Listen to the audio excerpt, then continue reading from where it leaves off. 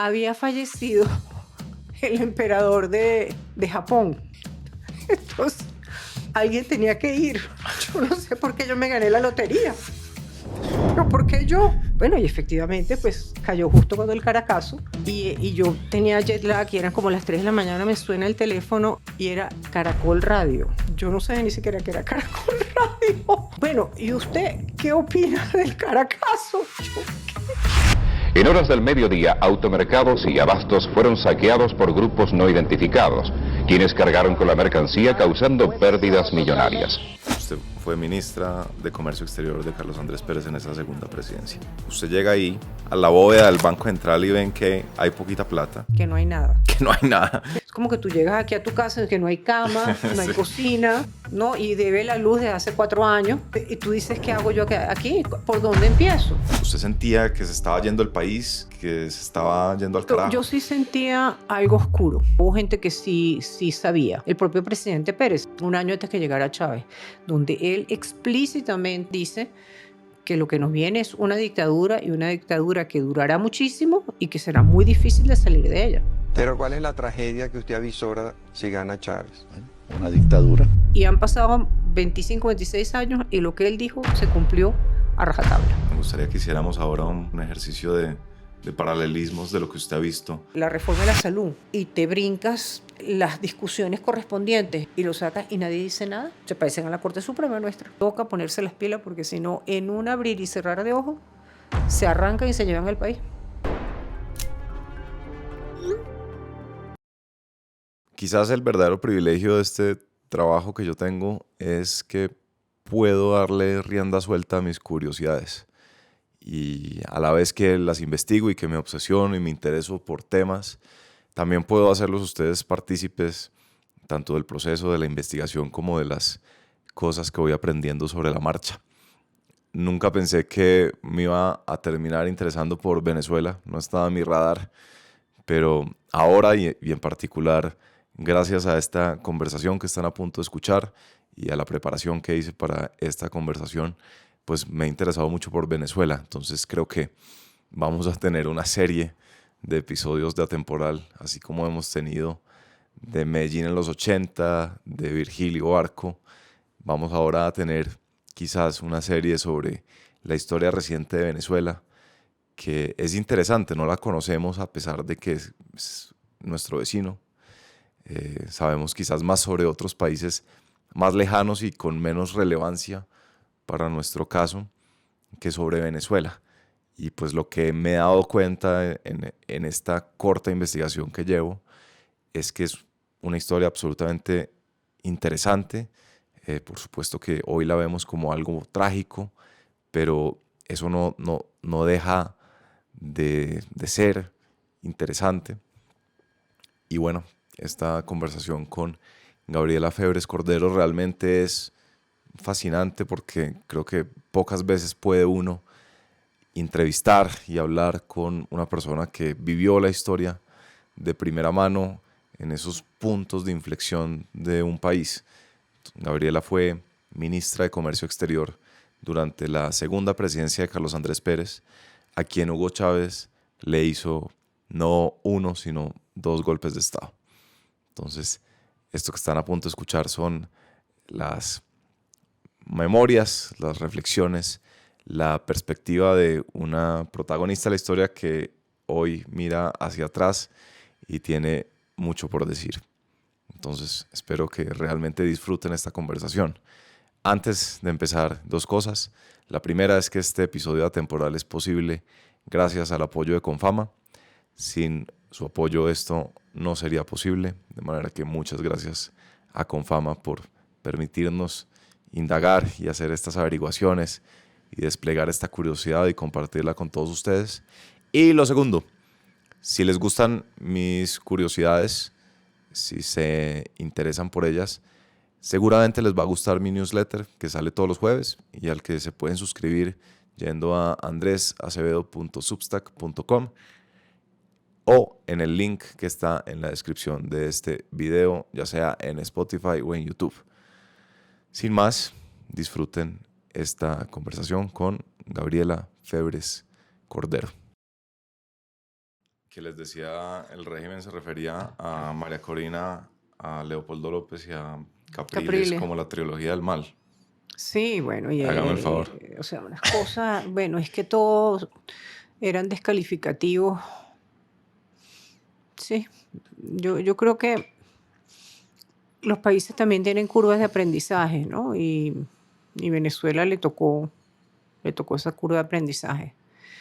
Eh, Creo que la gente maduró, la gente tomó conciencia y quizás esto era necesario. Si tú tienes un hijo y a los 12 años tú le regalas un Ferrari, a los 15 años le regalas su Ferrari y lo destruye y después entonces tú le das un Porsche y lo destruye y después le das un Lamborghini. ¿Qué conciencia puede tener? Y un país petrolero con todo este dineral, pues la gente se mal acostumbró. Y en las épocas vacas flacas, pues no estaban preparados para eso y no entendieron. Y este vino como Melquíades a mostrar espejitos y Mm, no. Y bueno, y ahí está.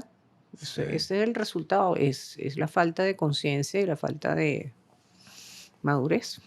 sí. hubo. En mi investigación me quedó faltando qué sucedió entre el 92, 93 y el 99 cuando Chávez es elegido en el 99. Sí. ¿Esos años fueron de qué? O sea, post... el gobierno- Estuvo en prisión, entonces había como una especie de peregrinación allá a la prisión donde estaba, no me acuerdo cómo se llamaba, San Carlos, no sé si era el cuartel San Carlos o dónde era, no recuerdo bien, pero había una peregrinación para allá y bueno, y después llegó el presidente Caldera y lo indultó, lo amnistió y le dejó todos los derechos para poder competir políticamente. Y ahí, ese mito que se había creado de ese señor allá preso y todo, se volvió todo un cuento y pues él nunca entró con la plataforma comunista ni la plataforma socialista, de que no, que todos los videos que uno ve de ese momento y las entrevistas, que no, que esto era, que el socialismo, que él está en contra del socialismo, que no iba a cubrir, no iba a ser como Cuba, todas esas cosas que sabemos. Sí, Entonces, bueno, así son, ¿no? Igual que este, ¿no? sí. Lo mismo, otro cuento y después cuando llegan ahí se entusiasman. Se entusiasman. Vaya verbo. Sí, Creo que la otra cosa difícil de entender... ¿Tú estás bien si empezamos ya? sí.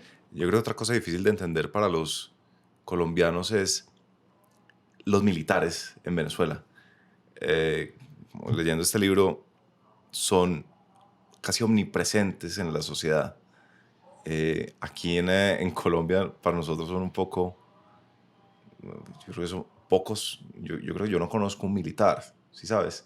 Y creo que como yo hay mucha gente que no conoce un militar, que nunca ha visto un militar salvo en uniforme. Ujú. Pero aquí los veo, en este libro de Catalina, los veo como aquí y allá y forman parte de la sociedad. Y entonces ya después hablan de que Maduro les da una cantidad de carteras, entonces son ministros, y no solo ministros de defensa, ministros de todo. Ujú. ¿Cómo es esa, si quieres arrancamos por ahí, cómo ha sido la tradición militar en Venezuela? ¿Cuál es como la diferencia entre ellos y Colombia, pues así como a grandes rasgos? Había una frase que se le atribuyen a Bolívar, y Bolívar decía eh, que la Nueva Granada, que Bogotá era una universidad, que Quito era un convento y Venezuela, Caracas, era un cuartel. Ok. De manera que la tradición militarista venezolana viene de mucho tiempo atrás, empezando por Bolívar.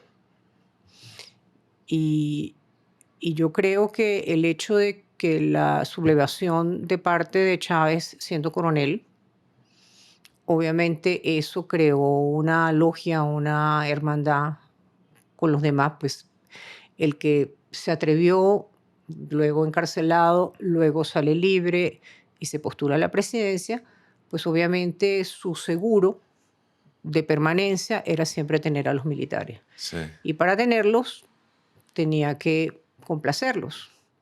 Y eso significaba grandes cantidades de dinero y adicionalmente puestos, lo que siempre soñaron. Y efectivamente fue así. Mucho de los, él cambiaba a cada rato en los consejos de ministros, cambiaban los ministros. Pero siempre la redundante eran los militares. Ah, Y todavía. Pues el número 2 de Venezuela es Diosdado Cabello, ex militar, claro.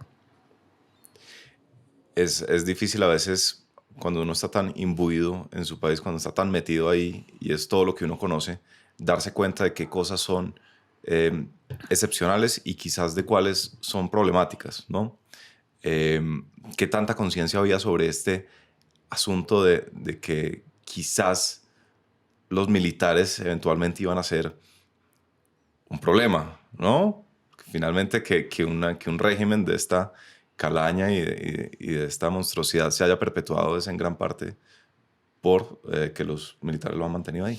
Claro, nosotros veníamos 40 años antes de una dictadura militar también. Esa dictadura es derrocada a finales de los 50, entra ya un movimiento democrático y se consolida ese movimiento democrático. Y para la gente en su imaginario, en aquel momento, personas pues que habrían nacido en los 30, en los 40, pues a finales de los 50, 60, la concepción de la democracia fue muy apreciada en ese momento y de hecho pues el mundo entero consideraba que Venezuela era un ejemplo frente a los 70 donde estaba Pinochet en Chile y había militares en dictaduras en Argentina, lo mismo que en Brasil. O sea, en todo ese territorio realmente los únicos que medio se salvaban ahí era Venezuela y Colombia. Colombia también tuvo su época también en los 50 y se consideraba que Venezuela, que no teníamos guerrilla ni nada de eso, pues que era un ejemplo de democracia para el mundo entero. Bueno, y finalmente pues terminamos en esta cosa que pues nadie se lo imaginó, nadie pensó, o la gran mayoría, hubo gente que sí sabía. El propio presidente Pérez, si tú miras una entrevista que él da ya siendo expresidente, puede haber sido en el año 97, 98, un año antes que llegara Chávez, donde él explícitamente en una entrevista dice que lo que nos viene es una dictadura y una dictadura que durará muchísimo y que será muy difícil de salir de ella. O sea, el propio presidente Carlos Andrés Pérez, que fue víctima del golpe de Chávez, Sí. cuando ya el presidente Caldera lo amnistía y viene esa entrevista, él hace el pronóstico, pero a pie de juntillas. Y han pasado 25, 26 años y lo que él dijo se cumplió a rajatabla. Entonces nadie pensó ni nadie creyó, pensaba que eran unas exageraciones de él. De manera que ese trasfondo militarista siempre ha estado ahí. Sí. Y empezó con Bolívar. Pero esto es, Gabriela, un asunto de no ha existido históricamente como en Colombia esta distinción está la política, ¿cierto? Y están los militares. Y ellos, y la política es acerca de conflicto, ¿no? Esto es famosamente de Alberto Lleras Camargo, un discurso. La política es acerca de conflicto y le corresponde a los políticos. Y los militares es acerca de obediencia y de disciplina. Sí. ¿Eso no es así allá? ¿Ese es el punto de quiebre? ¿O? No, sí lo hubo. Lo que pasa es que también yo creo que en su momento, en la década de los 80, que fue una década muy mala económicamente para Venezuela, el Bolívar se devaluó. Eso fue una cosa, digamos, que es difícil explicar aquí en Colombia porque siempre aquí la moneda se ha devaluado. Para nosotros la moneda era dura, 4.30 bolívares por dólar y se consideraba de las monedas más duras y el lugar donde uno podía hacer sus ahorros. Entonces, en el 83, 84, cuando viene esa devaluación tan brutal, por mal manejo económico, también habían caído los precios del petróleo, pero ahí hubo una cosa pues mal manejada. Y luego terminan los 80 con unos niveles, digamos, de corrupción y de clientelismo importantes en el gobierno que sucedió a Luis Herrera, que fue el que hizo la devaluación, y después vino Jaime Lucinchi. Cuando entra Carlos Andrés Pérez en el 89, él abiertamente dice, esto no es sostenible, aquí hay que hacer un ajuste. Estamos literalmente quebrados. O sea, había habido un mal manejo de una década y él viene con un programa de gobierno que en teoría pues había un par de años malos, pero esto saldría adelante. Eso coincide que dentro de los militares, en su momento, había ya un malestar. El sector militar en Venezuela, producto de tanto dinero que había, pues siempre compraban juguetes. Pues los primeros F-16 los tuvimos nosotros, los Mirage los tuvimos nosotros, todos los anfibios de no sé qué cosa, los fragatas de no sé qué, todos los equipos. Y pues obviamente eso mantenía contento a los militares. Esa es mi interpretación. Okay. Cuando empieza a haber una mengua en estas compras consuetudinarias, creo que se suma a su vez con una infiltración que venía de la izquierda a principios de los 80 o mediados de los 80, y allí, aprovechando el malestar de la gente que no entendía ese programa económico, viene el intento de golpe de Estado o el golpe de Estado, pues que fracasó en el año 92 y luego vuelve otra vez, uno en abril y el otro en noviembre. Pero había una base de descontento. Y esa base de descontento no era por pobreza. Yo no creo que era pobreza crítica, ni mucho menos. No. Era que si tú tienes un estándar de vida donde te has estado acostumbrado a ello y por circunstancias ajenas que tú sientes que no te corresponden, ese estándar de vida bajó. Digamos, los espacios de entretenimiento, los espacios de esparcimiento, los espacios de tener cosas superfluas en el núcleo familiar ya no era posible. No era que te estabas muriendo de hambre. Pero eso generó un mal ambiente. Y yo creo que todo eso confluyó y tiene que ver la consecuencia de haber tenido un ingreso per cápita tan grande a partir de los 70, finales de los 60, 70, que mengua sustancialmente a mediados de los 80. Entonces ya había ahí más de una generación acostumbrada. Sí. Ahorita quiero que nos metamos con ese año 89, 90, 91. Pero antes de eso, y solo para seguir con el tema de los militares, hay una cosa que es evidente en mi limitadísima investigación sobre Venezuela, y es que el modus operandi del régimen parece ser extremadamente simple o quizás extremadamente enfocado. Y una de las primeras cosas que hace Maduro, que no era el sucesor obvio de Chávez, ¿no? Y sobre cuya figura caían muchas dudas de muchos sectores y su posición no era nada sólida. Una de las primeras cosas que hace es empieza a darles beneficios a los militares a los 5 días de posicionados. Empieza entonces a constituir unas empresas y unos temas, creo que de vivienda, quizás me puedo estar equivocando. Sí, es correcto. Y hay un libro de unos profesores creo que es de Harvard, Bruce Bueno, creo que se llama el señor, se llama El Manual del Dictador. Y ahí muestra cómo esta perpetuación de un régimen de este estilo depende de realidad de pocas cosas, no de muchas, Correcto. como uno pensaría. Una de esas es pagarle a la gente que hay que pagarle. Claro.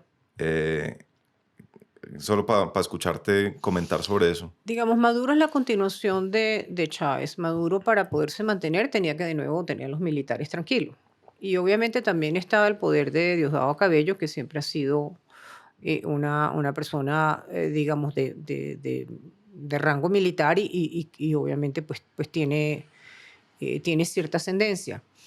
Ahora, ese manual efectivamente es muy sencillo y ese manual pues viene de mucho tiempo atrás de los comunistas. Si tú a una persona le das el ingreso o lo que recibe, tú se lo regalas permanentemente, pues tú te acostumbraste a que tienes un subsidio en la comida, que no pagas IVA, por ejemplo, o que entonces se regulan las rentas de los apartamentos, entonces tú no vas a pagar el precio en mercado, sino un precio inferior, que el subsidio en el transporte, y tú empiezas a tener una vida relativamente fácil, pero nada es conseguido por ti, sino esto es dádiva.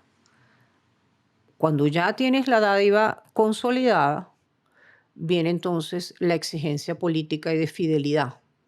Si tú no haces, yo te quito. Mm, Entonces, por ejemplo, en el caso de Maduro sacó una cosa, no sé si fue Chávez o Maduro, ya no me acuerdo, pero sacó una cosa que se llamaba el carnet de la patria. Todos tenemos nuestra cédula de identidad. No hay necesidad de tener otra identificación, pero este se llama el carnet de la patria. mm, Con el carnet de la patria, tú podías ir a unas tiendas especiales para comprar barato.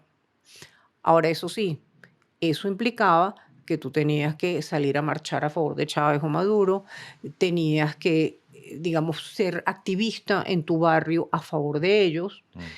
Una serie de cosas pues totalmente indignas, donde te quitan la voluntad, te quitan tu libertad a cambio de eso. Hasta allí es donde llega eso. Entonces, cuando el tema de los subsidios y las dádivas es el primer aliciente, pues para poder controlar la población. El control social es lo más importante que puede haber en un sistema socialista comunista. Entonces, cuando tú empieces a escuchar que, oigas, que van a subsidiar aquí, que van allá, ahí hay que tener en cuenta cuál es la agenda política porque se convierte en lo que fue Venezuela. Y ese es el manual del dictador.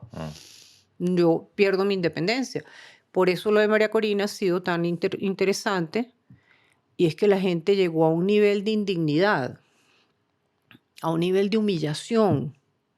No te doy gasolina si tú no haces tal cosa. Entonces, pues, ¿cómo trabajo? ¿Cómo hago si no tengo gasolina?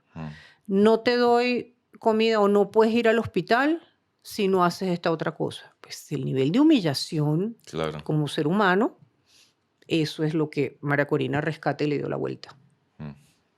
Metámonos entonces con ese año 89 y con Ok. la sociedad de la abundancia. Voy a leer aquí un apartado del libro Los restos de la revolución de Catalina Lobo Guerrero. Dice, esto es de cuando, quizás de esos años 70, 80. Dice, los billetes circulaban a raudales entre una sociedad que se sentía multimillonaria por esa ilusión petrolera que se vive, no como fruto del trabajo, del esfuerzo, del empuje, sino como consumo. Está barato, dame 2. Había tanto dinero circulando que a la gente le costaba tomarse en serio las alertas de unos cuantos preocupados, como el exministro de Minas y Energía y fundador de la OPEP, Juan Pablo Pérez Alfonso, que, casi a la par con la nacionalización de la industria del petróleo en 1975, empezó a hablar de los peligros de esa riqueza no ganada, que no era un elixir mágico, sino el excremento del diablo. Es correcto.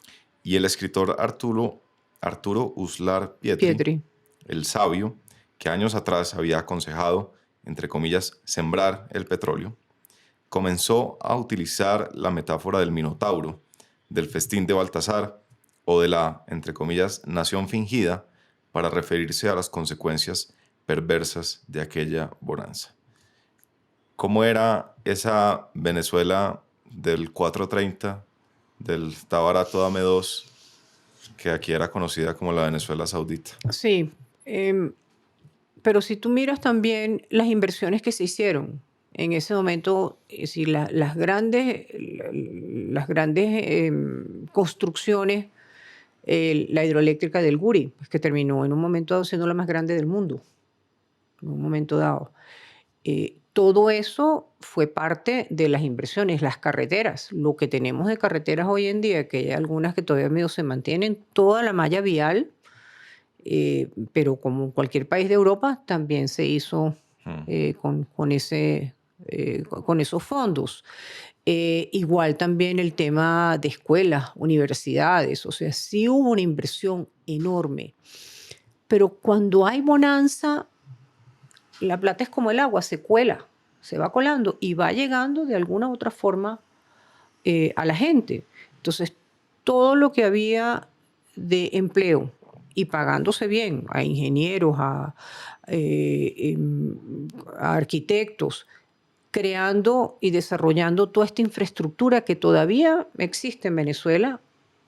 No es que la plata iba a los bolsillos de todo el mundo, sino precisamente por la creación de todo este empleo y de todos estos proyectos, la plata llegaba a la gente y tenían, claro que tenían un mejor ingreso, pero es que la economía estaba andando a unos niveles impresionantes.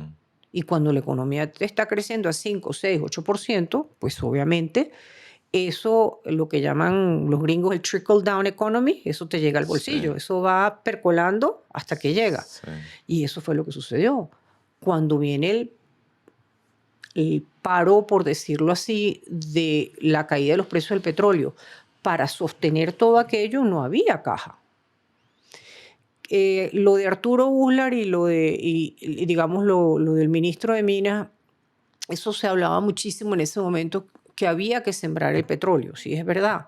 Yo creo que sí se hizo esa siembra, pero en la forma que ellos lo miraban, veían un boato y un exceso que no tenía sentido y sabían que humanamente eso tenía que colapsar y que al ser humano cuando le das tanto, cuando le facilitan las cosas, después no iba a tener la capacidad, la resiliencia interna para entender, pues estamos en vaca flaca. A nadie le gusta la vaca flaca.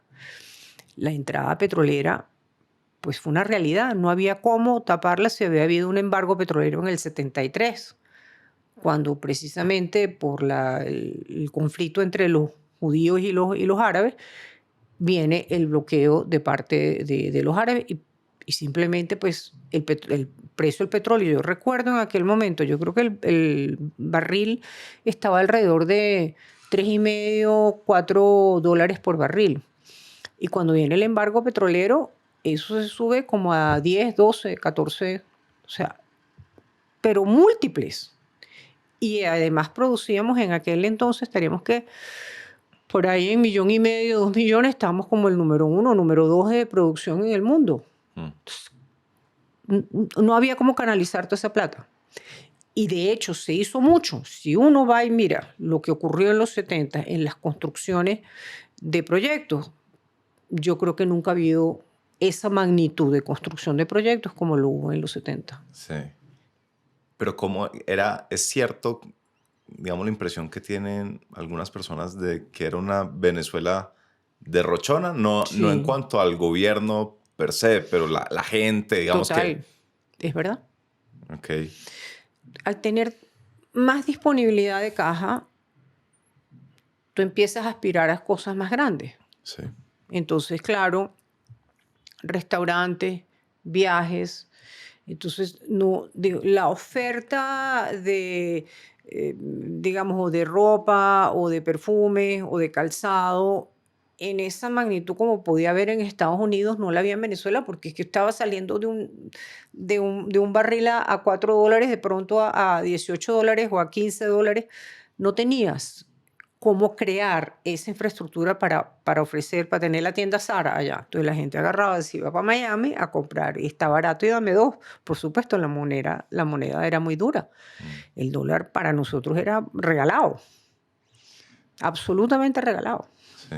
Un amigo que vivió en Venezuela dice que la gente no decía, no, eso, no le preguntaban dónde lo compraste y no respondía, no, en Miami. La gente respondía, no, pues tú vas por la I-95. Daba indicaciones ya mejor dicho. Claro, así fue. Así fue. La oferta no estaba allí. Sí. De todas esas cosas, estaba donde en Miami. Entonces la gente cogía para allá. Ya.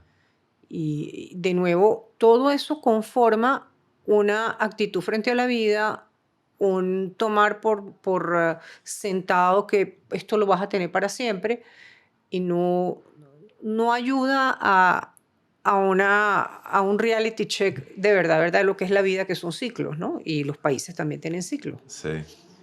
Entonces hablemos del siguiente ciclo. ¿Qué país le toca a Carlos Andrés Pérez? Él llega en el 89, ¿no? Llega en el 89. ¿Qué país le toca ahí? ¿Cuál es el contexto? Un país desencantado, un país frustrado, molesto. Sí. Sí, muy molesto, pues porque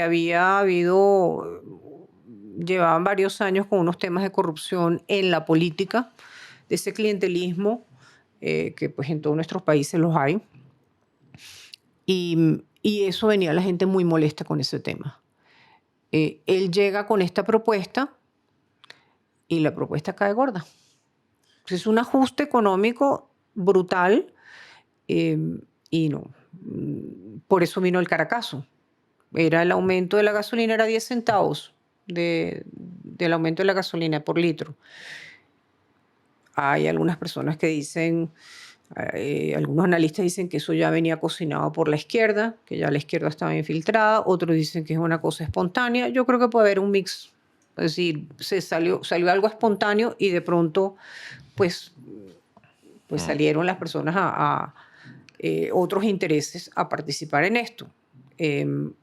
Ahí es como el primer shock de que uno se da cuenta del descontento tan grande que había en el país. Sí. Y eso no tenía ni 15 días de haberse montado en el gobierno. O sea, el gobierno de Pérez entra el 2 de febrero y el Caracazo fue 26, 27 y 28. Usted no tenía ni 15 días. Perdón, la interrumpo ahí. ¿Qué tipo de figura era Carlos Andrés Pérez? Él ya había sido presidente varios años antes. Sí, en los 70, él le tocó el boom petrolero. ¿Cuál era la expectativa quizás que se había formado sobre él? Como que uno se imagina, y no es para comparar las dos figuras, simplemente un caso hipotético. Si en Colombia en el 2026, en las elecciones del 2026, fuera a volver a participar, que entiendo que no es posible, Álvaro Uribe, la gente tiene una expectativa basada en cómo fueron sus primeros, ¿cierto? Sus primeros dos gobiernos. ¿Sucedía algo similar con Carlos Andrés Pérez? Él ya había sido presidente y entonces, ¿qué era como la expectativa pues ahí? Como él le tocó la bonanza petrolera, entonces había una cantidad, su programa de gobierno estaba en función de la creación de empleo, de la creación de estos grandes proyectos y obviamente la moneda tan dura en ese momento que los bienes de consumo eran muy baratos, que no fue el caso lo que le tocó. Cuando ya le toca otra vez, 20 años, no me acuerdo cuánto después, él ya no tiene esa capacidad porque ya el dólar estaba devaluado, la moneda nuestra ya no valía nada, ya conseguir y comprar cosas que prácticamente todas importadas, pues todo era carísimo. Y entonces tenía el gobierno de Lucinchi había puesto como unos impuestos y había puesto una tasa preferencial para comprar bienes de la cesta básica. Bueno, unos enredos que lo que hacía era tener más corrupción. Él dice, esto hay que terminarlo.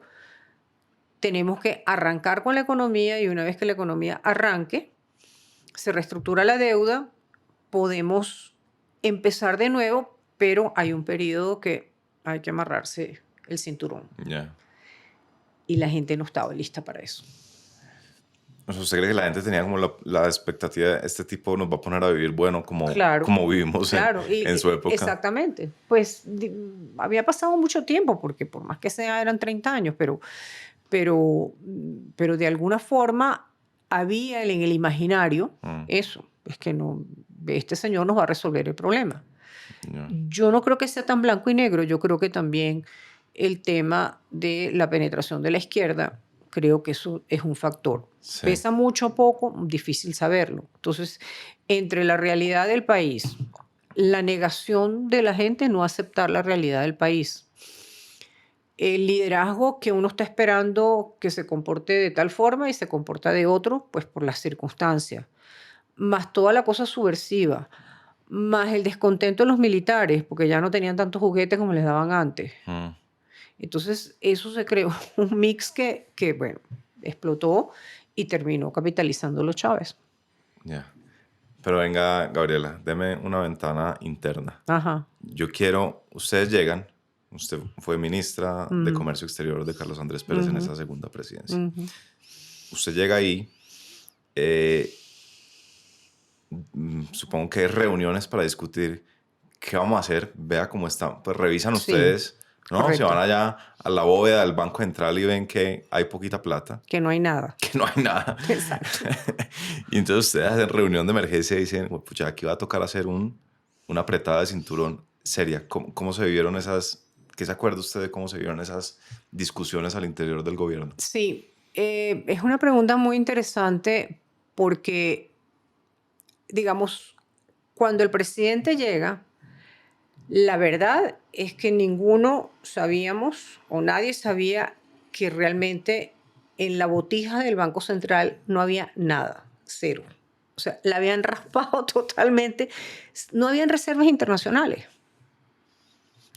Piensa en un país que no tenga reservas internacionales. Es una cosa absolutamente loca. Entonces, y una deuda que era en aquel momento, no sé, 7.000 millones, 9.000 millones, una cosa con unos altos intereses. Entonces, primero, ¿cómo hacer con esa deuda? Pues si entrabas en default, eso iba a ser muchísimo peor y más duro para la población. Entonces, tenías que, primero que todo, ¿qué hago con la deuda? ¿Cómo la manejo? Y para eso hubo un grupo que manejó ese tema espectacularmente bien. Consideran, pasados los años, que esa ha sido la mejor reestructuración de deuda externa que haya habido en tiempos recientes. Pero todo eso toma tiempo. Uno está llegando, es como que tú llegas aquí a tu casa, es que no hay cama, no hay Sí. cocina, no hay lavadora, y tú dices, bueno, ¿y yo qué voy a hacer? ¿No? Y debe la luz desde hace 4 años. Y tú dices, ¿qué hago yo aquí? ¿Por dónde empiezo? ¿No? Entonces, primero, un núcleo era el tema de la deuda. Lo otro era sincerar la situación, donde pues no podía, ¿de dónde ibas a sacar plata para seguir subsidiando todo lo que ibas a subsidiar? Y uno de los subsidios estaba en el tema de la gasolina. Entonces, bueno, hagámoslo gradualmente. Lo interesante de la discusión fue cuán gradual hacemos una cosa o no la hacemos. O sea, por ejemplo, recuerdo el universo arancelario. Yo recuerdo que, por ejemplo, para traer Betamax, que era lo que existía en ese entonces, el Betamax, el arancel era como el 5%. Pero para traer insumos de un tractor repuesto eran como el 200%. Es una cosa que no tenía sentido. Dice, bueno, esto hay que arreglarlo. Pues en dado caso el Betamax, que no es una cosa necesaria, Sí. debería tener el 100% y el insumo. Y también había otra visión que era el ejemplo de Chile, bajen todo, que el máximo el arancel sea el 20 o el 15% y todo lo demás se reparte allí. Pero eso implicaba, digamos, una cierta audacia que no todo el mundo estaba de acuerdo. Ya. Entonces sí se generaron muchas discusiones si el paquete económico, lo que llamaban el gran viraje, iba a ser radical en corto tiempo o si iba a ser gradual. Y allí era difícil de medir el tema político. Claro. Se decidió que iba a ser más gradual que, digamos, abrupto, como por ejemplo el caso de Milei. Milei hizo lo que nosotros no quisimos hacer. Es decir, en cuestión de, Milei quitó todos los subsidios, bueno, tiene aquello incendiado, pero ahí está dando resultados, cero inflación en un mes. Nosotros teníamos una inflación, no recuerdo de cuánto era, pero también era enorme. Entonces, no era fácil tomar la decisión entre tantos miembros del gabinete lo que había que hacer. Y se buscó un término medio que pues políticamente tampoco funcionó. Pero yo no sé si haberlo hecho radical como Milei, si la capacidad de liderazgo del presidente Pérez hubiera sido tan fuerte para poder aguantar si lo hubiéramos hecho en una forma radical. Mucho el destino también, ¿no? Sí. Stefan Zweig tiene una frase que no se me olvida, creo que es en la biografía de María Antonieta, que dice, en política y en el amor siempre hay un camino equivocado que es el término medio. Sí, pues era difícil, era la primera vez que en Venezuela estaba sucediendo algo de esa naturaleza Sí. y no se podía seguir corriendo la arruga. Era una tensión entonces entre economía y política. Quizás se podía Sí, tasar así. hubo la tensión entre economía y política, sobre todo el partido de gobierno Sí. estaba en desacuerdo Mm, con la ruta que se había tomado, pero es que el partido de gobierno tampoco entendía, Acción Democrática no había profundizado en digamos, lo fuerte que era la crisis económica que tenía. ya, Entonces ellos políticamente, bueno, yo tengo que mantener mi constituency, ¿no? Todos mis afiliados, claro, yo no puedo de la noche a la mañana ponerles un sablazo. ya, Entonces no había el apoyo político, obviamente ni del partido de gobierno, ni tampoco de los que eran oposición. Entonces, pues el gobierno estaba solo. ya. Pues, el gobierno prácticamente hace esto solo y pues esas fueron, no hubo, es decir, por donde tú lo mires, todo era, tenía sus bemoles y tenía sus dificultades. Sí. Sí, porque llegamos a un punto extremo. Todo eso se debió hacer 10 años antes y no se hizo. La composición de ese gobierno era mayoritariamente lo que podríamos llamar tecnocrática, técnica, era... Sí, Ok, sí, éramos un poquito jóvenes, ok. éramos un poco chamos. Su formación entonces es más técnica. Pues sí, no, yo estudié administración y realmente yo terminé allí porque pues yo trabajaba en ese momento anterior, trabajaba en una fábrica de cemento y ante la crisis tan brutal de los 80 desesperadamente tratábamos de exportar, porque el mercado norteamericano sí estaba muy bollante y pues, de Venezuela a la Florida era facilito pues, mandar cemento para allá. Claro. Ríete de las burocracias y el proceso para poder exportar. Aquello era lo que yo llamaba que era un vía crucis, entonces era algo así, 18 firmas, 12 sellos, Ya. no sé cuántos formularios que tenían esos papeles que, para hacer fotocopia, ¿no? Sí, Como sí, se sí, copia. sí, Entonces sí. había que firmar duro para que se viera la Para que se última, que impregnara. se impregnara la número 10, ¿no? 10 papeles para repartirlos para todos. Una cosa que era una locura. Y en algún momento, pues, se me ocurrió hacer como el flow chart, la hoja de ruta de cuando uno decide que quiere exportar y todo lo que tiene que hacer. Bueno, que yo era la locura, un libro. Eso circuló y de alguna forma, pues, el presidente vio y como el programa de gobierno estaba sustentado en la promoción de las exportaciones, la única forma de traer dinero afuera, de que uno vendiera, pues, para que entrara plata a Venezuela, Ya. y que, digamos, todavía el país o Latinoamérica estaba en aquella cosa que llamaba la economía de la sustitución de las importaciones, ¿no? Esto era el contrario, esto era hacerlo distinto. Entonces, ahí fue donde terminé encajando dentro del grupo de lo que tenía que hacer. A mí me tocaba esa parte. Ah, qué interesante. Qué azares de la vida por un flowchart que decidiste Por un escribir. flowchart.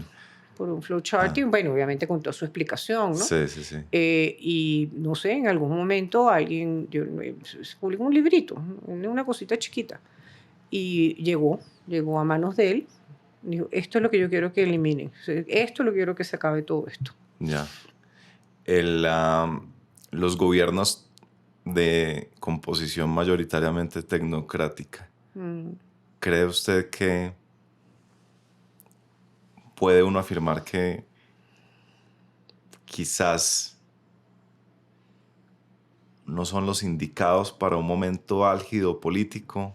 Y estoy pensando en el gobierno de Iván Duque durante el estallido social acá, en el paro del 2021. Veía uno muchos de sus ministras y ministros eran tecnócratas, y quizás allí había consideraciones políticas que pasaron, no sé si desapercibidas, pero a las que no se les dieron prioridad, y no sabe uno si eso terminó peor de lo que habría sido con un manejo más de políticos. No sé si es un paralelo. Yo estaba aquí intentando hacer paralelos. Es interesante el paralelo. Yo te diría que es que no hay una unidad aislada. Esto es la amalgama y es muy difícil lograrlo porque pues hay intereses, egos, todo, entre un partido y un gobierno. El gobierno o el presidente es elegido porque un partido lo apoyó, como el caso de Carlos Andrés, como el caso de Iván Duque.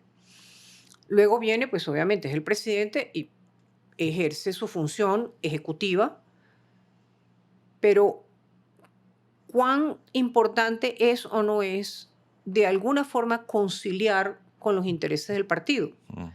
Que, ojo, los intereses del partido siempre son relativamente distintos a los del gobierno, porque si el gobierno tiene que tomar decisiones duras, el partido dice, sí, es que la factura la voy a pagar yo.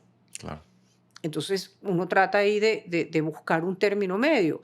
Frente a la tragedia y la situación tan crítica de Venezuela, no había cómo. Pero ya el partido sabía que estaba perdiendo su base y que la estaba perdiendo raudamente y quería como posponer eso o, en su defecto, participar en alguno de los programas sociales. Por ejemplo, en el caso de Venezuela, había una cosa que se implementó que era el vaso de leche escolar, que todos los niños en todo el último rincón de Venezuela, en todos los colegios, tenían que tener el vaso de leche escolar, porque eso a su vez ayudaba o incentivaba a las madres para que sus hijos fueran a las guarderías, a los colegios, porque sabía que iban a tener pues, el alimento. Entre ellos se llamaba vaso de leche escolar, pero incluía más. Sí. El partido Acción Democrática del presidente Pérez le plantea al gobierno, al ejecutivo, nosotros queremos repartir ese vaso, o sea, esa dádiva, ese alimento, queremos que sea visibilizar al partido como parte de el programa social. Y la discusión era que si lo hacía el partido, pues seguramente podía haber unos desvíos por tema de intereses. A ti sí te doy, a ti no te doy, te doy a ti, pero tú entonces tienes que ayudarme a mí en esto. O sea, empieza lo que sabemos en todas partes, que es así. Sí. Y en aras de la transparencia, se decidió que el partido no iba a participar en la entrega del vaso de leche escolar, que se iba a hacer una red distinta. Eso implicó una fractura brutal entre el Ejecutivo, entre el gobierno y el partido, que luego, tiempo después, y no mucho tiempo, cuando viene el juicio hacia el presidente Pérez, pues por una cosa que era absolutamente ridícula, el partido se pone en contra de él. O sea, le cobró factura por el vaso de leche, lo estoy haciendo simplista, pero por no haber trabajado directamente. Yo creo que algo puede haber habido en el gobierno de Iván Duque con respecto al partido. Y realmente, si uno piensa, uno tiene que buscar unas transacciones allí, pero no puede ser tan, digamos, como una muralla china como nos ocurrió a nosotros, donde, pues, ay, porque ustedes son todos unos clientelistas, son unos corruptos y esto y lo otro, entonces lo deja a un lado y uno anda solo cuando el partido fue quien ayudó a ganar.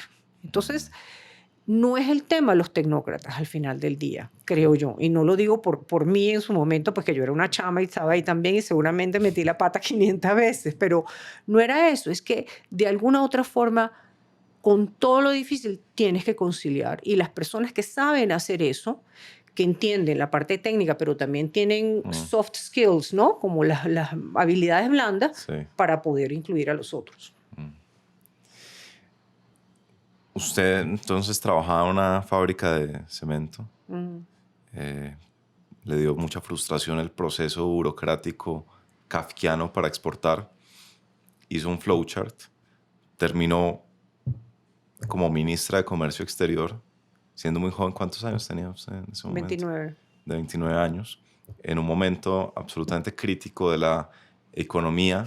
Sí. Y muy rápidamente crítico en términos políticos, no solo económicos, con el tema del Caracazo. Cuénteme un poquito cómo fue la película en su cabeza. Usted le ofrecen esto, me imagino que habrá sido emocionante, atemorizante, lo que sea, pero usted llega ya joven, energética, a trabajar en este gobierno y muy pronto, desde afuera, los hechos dicen, esto se empieza a oscurecer, ¿no? Como las películas que al principio, la primera escena es por allá en un suburbio idílico, jugando en la piscina con los niños, y a partir del minuto 15 empiezan las desgracias, ¿cierto? Sí. ¿Cómo fue la experiencia vivencial para usted como ministro? Pero digamos, ¿el sentido amplio o puntualmente con el tema del Caracazo? ¿Con cómo se vivió ese gobierno? Entró y muy pronto sucede el Caracazo Claro, y cómo es la experiencia. yo no estaba yo no estaba en Venezuela en ese momento, porque el momento era muy, muy crítico y había que mandar a alguien, esas cosas que son absurdas, que bueno, uno mira para atrás y dice qué cosa tan surrealista. Había fallecido el emperador de Japón. Entonces, alguien tenía que ir. Entonces, yo no sé por qué yo me gané la lotería. Pero ¿por qué yo? Bueno, el canciller se había enfermado, no recuerdo. Usted tiene que ir, pero yo que voy a hacer un funeral de un emperador. O sea, esa fue mi primera misión. Yo decía, yo no puedo creer esto. Entonces yo le rogué al presidente, había una cosa que se llamaba punto de cuenta, que uno todos los miércoles, me tocaba los miércoles a las 3 de la tarde, tenía que rendirle cuenta, pues era como, sí, una rendición de cuentas. Le digo, presidente, ¿por qué no manda a otra persona? O sea, ¿por qué me tiene que mandar a mí? Estoy apenas llegando, conociendo a la gente, yo no me puedo ir para el Japón. Venezuela tiene que tener representación. Yo decía, pero ¿por qué? O sea, yo no entendía. Bueno, y efectivamente, pues, cayó justo cuando el Caracazo. Entonces, pasa una cosa muy curiosa. Pues sí, por allá, no, esa cosa tan lejos. Y yo tenía jet lag y eran como las 3 de la mañana, me suena el teléfono en la habitación y era Caracol Radio. Yo no sabía ni siquiera que era Caracol Radio. Bueno, ¿y usted qué opina del Caracazo? ¿Yo qué? Yo no tenía idea. Que estamos hablando del año 89. Yo sabía de qué me estaban hablando, pero ¿quién era Radio Caracol? ¿Cómo había llegado a llamarme a un hotel allá en Japón, en Tokio? Y me preguntaba de su lesión, la cosa del Caracazo. Yo no tenía idea. Entonces después para llamar a averiguar qué estaba pasando, cómo sabía uno, pues sí, imagínate que todavía existía fax en ese entonces.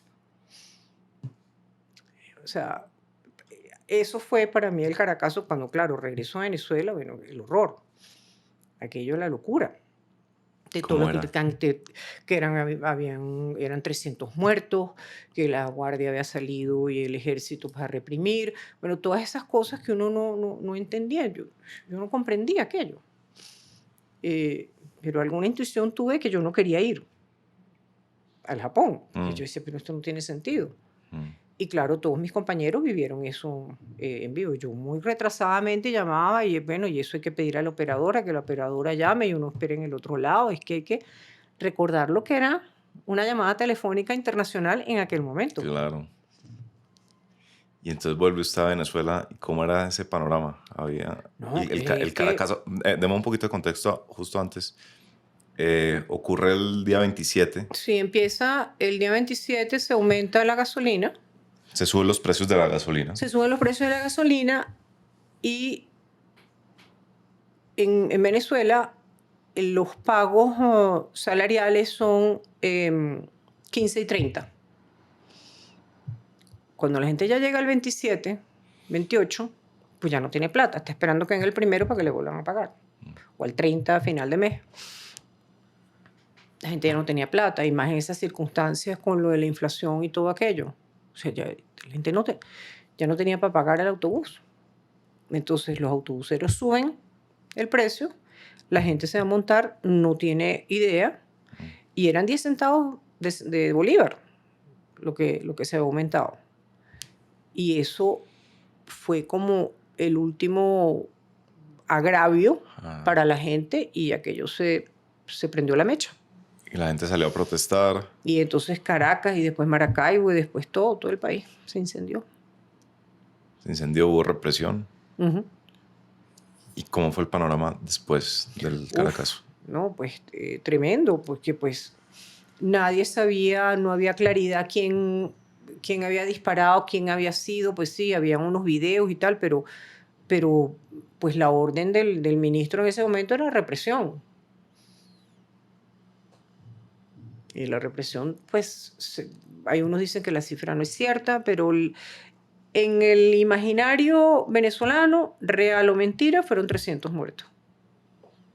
Eso es un gentío. Es mucha gente. Mucha gente. ¿Qué implicaciones tuvo eso para el gobierno? Pues todo, o sea, eso terminó siendo plomo en el ala para el gobierno de ahí en adelante. ¿Qué significa plomo en el ala? Pues imagínate un pájaro que esté volando y que le pegas un balazo en un ala. Ah, ya. Okay. Eso se llama plomo en el ala. Ya. O sea, fue una desinflada Sí. seria. Seria. Muy seria. O sea, ahí empezamos ya cojeando. Con todo y que, digamos, se instrumentó todo el programa de gobierno, y el primer año, pues obviamente el decrecimiento fue, no sé, del 8, del 10, en negativo. Pero al año siguiente, inmediatamente las cifras se revertieron y el crecimiento económico se registró en ese momento como del 9 o del 10%. Ah. O sea, hubo un rebote que efectivamente sí. Sí. Pero ya moralmente, espiritualmente, ya la gente estaba... No le dieron nunca el beneficio de la duda al presidente Pérez. Ya. No se lo dieron. O sea, la economía ya estaba empezando a repuntar. Cuando el golpe de Estado ese año, las perspectivas eran del 12% de crecimiento. Ah, el golpe fue en el 92. En febrero y después otra vez en octubre, creo. Fueron dos. Ambos fallidos. Sí. Finalmente. Y en el segundo. ¿Y ambos de Hugo Chávez no? Sí, ambos de Hugo Chávez. No, Chávez ya estaba preso, pero era la misma gente. Chávez quedó preso en el primer golpe de Estado. En el primer golpe. Y luego hubo otro golpe de Estado. Sí. Ok. En noviembre. Ya. ¿Qué se siente ser parte de un gobierno al que le hacen golpe de Estado? ¿En qué país de Asia estaba usted el día que hicieron el segundo golpe de Estado? No, yo estaba en Caracas. Yo sí estaba en Caracas. El primero y el segundo estaba en Caracas.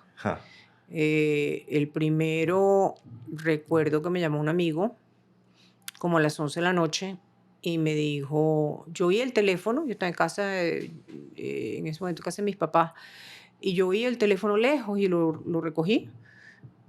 Agarré el teléfono y me dijo, los militares están tomando Miraflores y van para la casona, que es la casa presidencial, porque tiene la oficina y la casa son distintos. Y digo, pero esto no puede ser.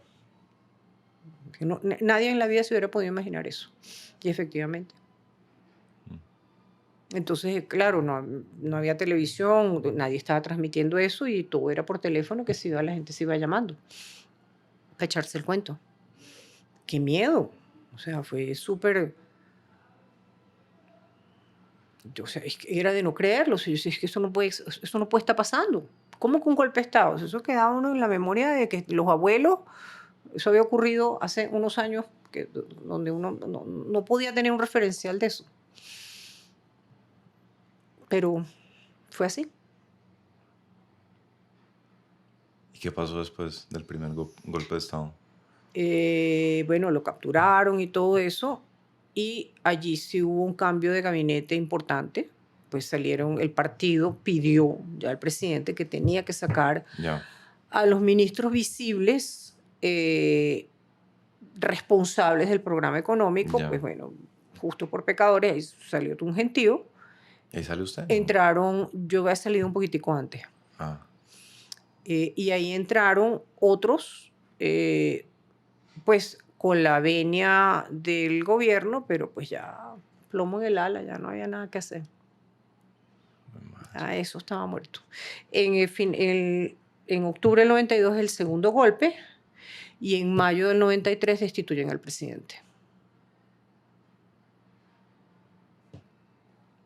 Lo destituye el Congreso, la Asamblea. El Congreso, pues la Fiscalía lo acusa y el Congreso lo destituye. Y ahí está su último discurso, donde dice hubiera preferido una muerte distinta o algo así. Pero ese es un discurso que hay que escucharlo, hay que verlo o leerlo, porque es totalmente profético. Y la excusa o la razón por la cual lo destituyen es por el uso de fondos de una cosa que se llama la partida secreta, que eso, pues yo no sé si en todos los países existe o no, pero en Venezuela siempre ha existido, que hay como una platica que se usa para interés nacional, por interés nacional, y que no pasa por los controles de la Contraloría y del sistema de ejecución de gasto y rendición de cuentas dentro de todo lo que es el gobierno. Y de esa plata, allí, de esa partida secreta, el presidente usó $200,000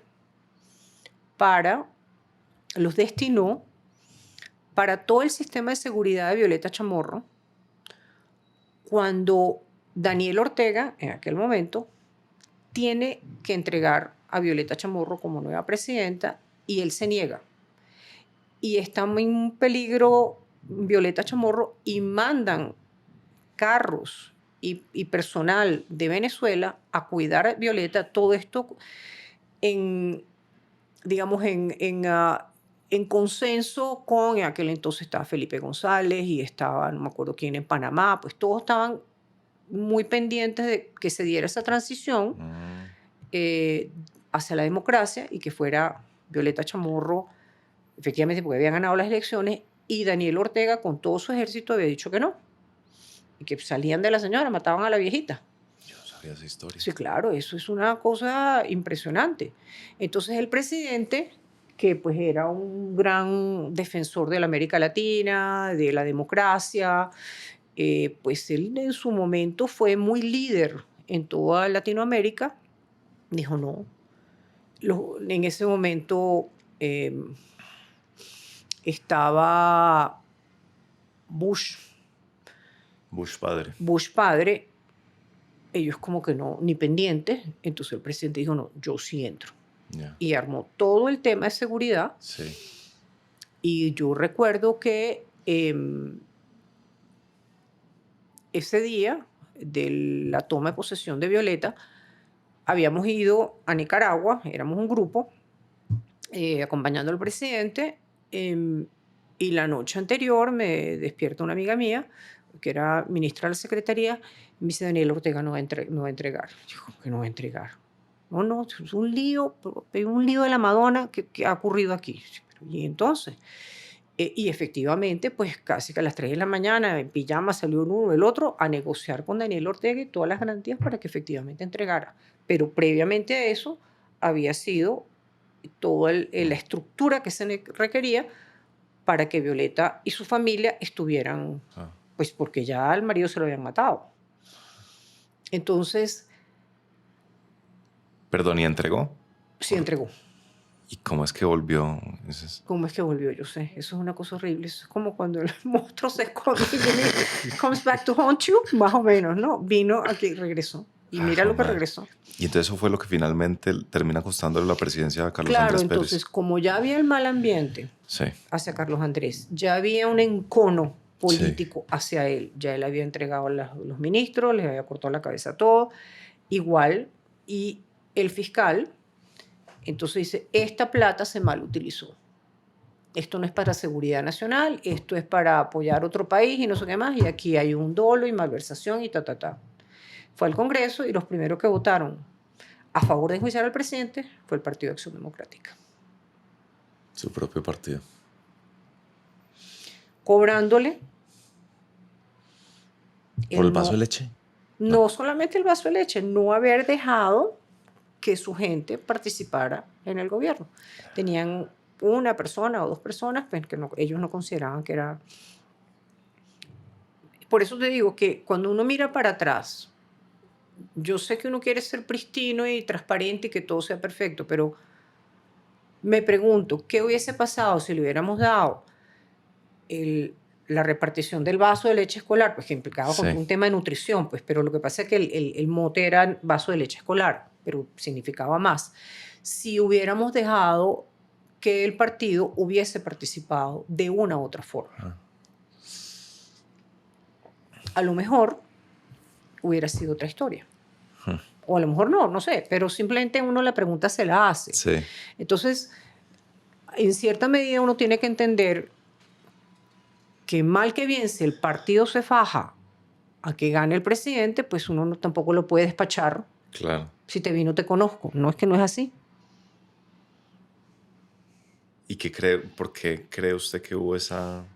Eso era porque la situación económica era tan grave que en el racional del presidente en algún momento habrá estado la idea de no podemos llenar esto de políticos porque necesitamos gente técnica que resuelva. Por En una parte es parte, por eso. por una parte. ¿Qué tal si el riesgo hubiera sido que se hubieran robado la mitad del Claro. vaso de leche? ¿Qué tal el escándalo para el Claro, presidente también? claro, O sea, es que hay claro. que mirar la otra parte también. Sí. Pero si no era el vaso de leche, que era lo más fácil para poderse robar, pues de pronto buscar otra cosa que hubiera sido más difícil para no... Pero la decisión radical de excluir al partido tuvo consecuencias. Ese es el punto. Yo no creo que exista una fórmula mágica, ni mucho menos. Es simplemente una reflexión humana de la condición humana. Sí. Si yo trabajé para que tú llegaras, ¿tú por qué a mí no me vas a incluir? Y esa es la aspiración normal de ser humano. Y así eso lo escala a los más altos niveles de la política y es exactamente igual, no cambia. Es muy impresionante lo que usted dijo ahorita sobre ese primer golpe de Estado cuando usted decía, esto no puede estar pasando, que no hace parte de mi imaginación.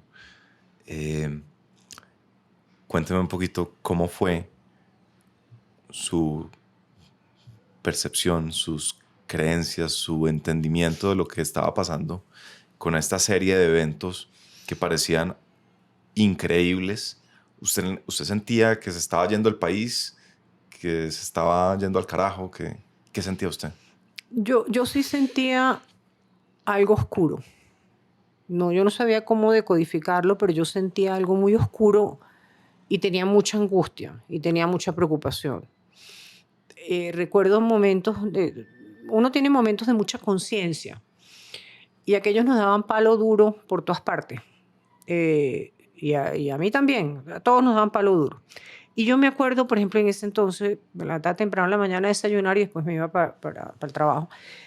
Y los periódicos estaban puestos encima, en la mesa del comedor, el Nacional y el Universal, porque pues no había nada de lo que tenemos ahora. Entonces, yo me acuerdo que yo tomando el desayuno y yo miraba con miedo los periódicos porque yo no sabía lo que iba a aparecer.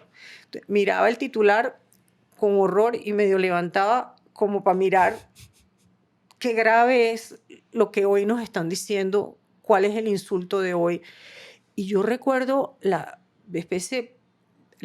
sudoración y recuerdo la taquicardia y yo dije, no puede ser, yo estoy somatizando algo que yo siento mucho miedo, que me toca ir para este trabajo, pero es que aquí hay un país que se está incendiando y nosotros sin saber qué hacer. Entonces, ese momento recuerdo mucho, dije, yo no vuelvo a leer más periódicos, yo no puedo porque yo estoy somatizando, yo tengo que seguir. Y escuchaba que se armaban escándalos y a mí también me metieron en un lío, ya ni recuerdo por qué era, no sé, que las exportaciones eran para lavar coca, no sé qué, era un cuento chino, no entendía aquello, pero es que yo no quise leer más porque yo no podía. Y entonces empezó una cosa muy interesante también desde el punto de vista físico, que me empecé a adelgazar, a perder peso. Y es que era que me estaba comiendo por dentro de la angustia. Las sesiones, había gabinete económico los lunes y el miércoles el Consejo de Ministros, y aquella cosa era que uno veía que se estaba desbaratando. Bueno,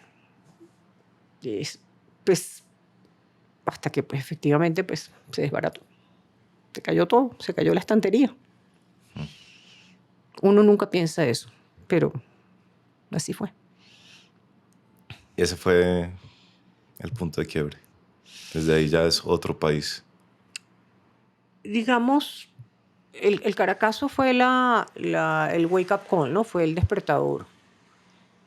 Yo creo que esa pugnacidad, cuando ya fue llevada a un nivel de descalificación a todo lo que hacía el gobierno, donde no había nada bueno, con todo y que los números daban, el crecimiento económico estaban dando, pero los medios fueron implacables con el presidente. También había otra cosa, los medios estaban acostumbrados a la pauta publicitaria del gobierno. Y aquí no había plata para pauta publicitaria. Y eso fue lo primero que se cortó. Claro. Eso afectó a mucha gente.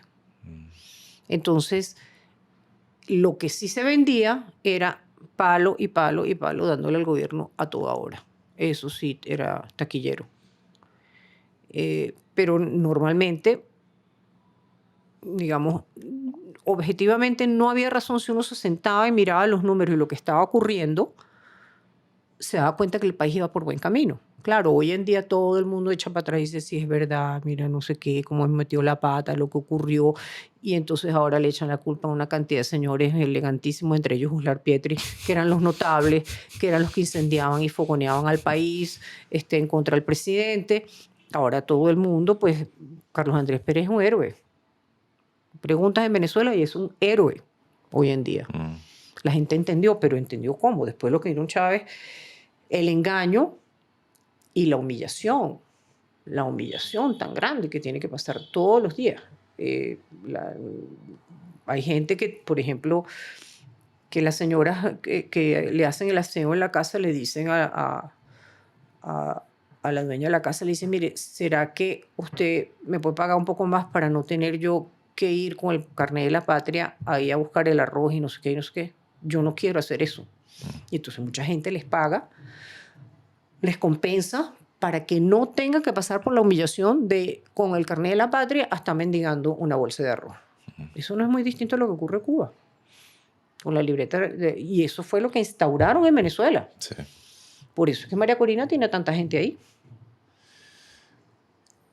Tal vez la pregunta más inquietante sobre Venezuela.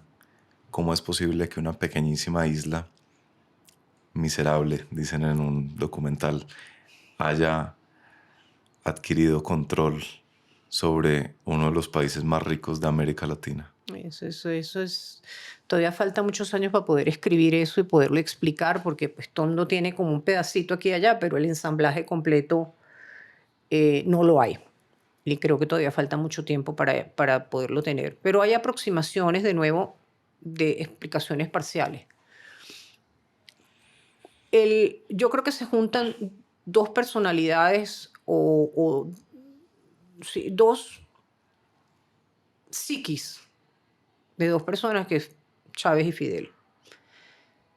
Por un lado, Chávez deseando ser el nuevo Fidel o emulando a ese héroe con esa aura, pues además es inteligentísimo el hombre, y él se entrega en manos de Fidel. Fidel, que en principio le parecía pero que era un coronel ahí pues como regular y no le para mucho al tema, cuando se da cuenta que este señor es dueño de un país, entre comillas, soy jefe del país y vengo aquí a entregártelo para que tú me digas cómo hago y de paso te quiero ayudar, porque digamos, la fatuidad también que había en ese sentido de parte de Chávez ante aquel tótem, y prácticamente le entrega el país a una persona capaz, inteligente, astuta, y que llevaba 50 años de la revolución y ahí no se movía ni una hoja. Entonces, bueno, ¿cómo no? Acá, tu economía acá, tú esto es lo que tú vas a hacer.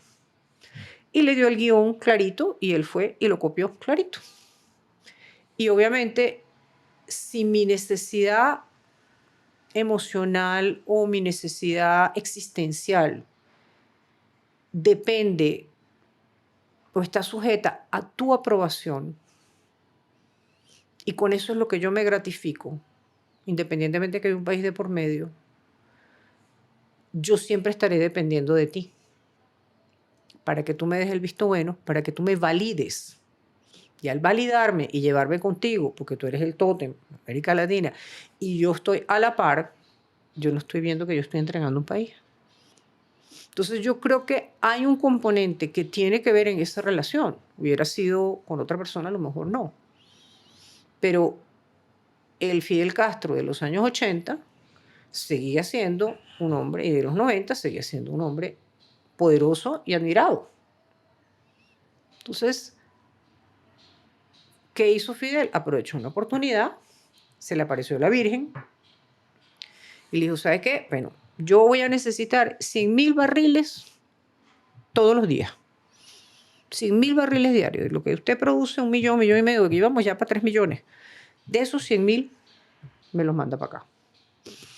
Y entonces yo, a cambio, para pagárselo, yo le mando los entrenadores deportistas y le mando lo de las misiones médicas y le mando, bueno, toda esa cantidad de cosas.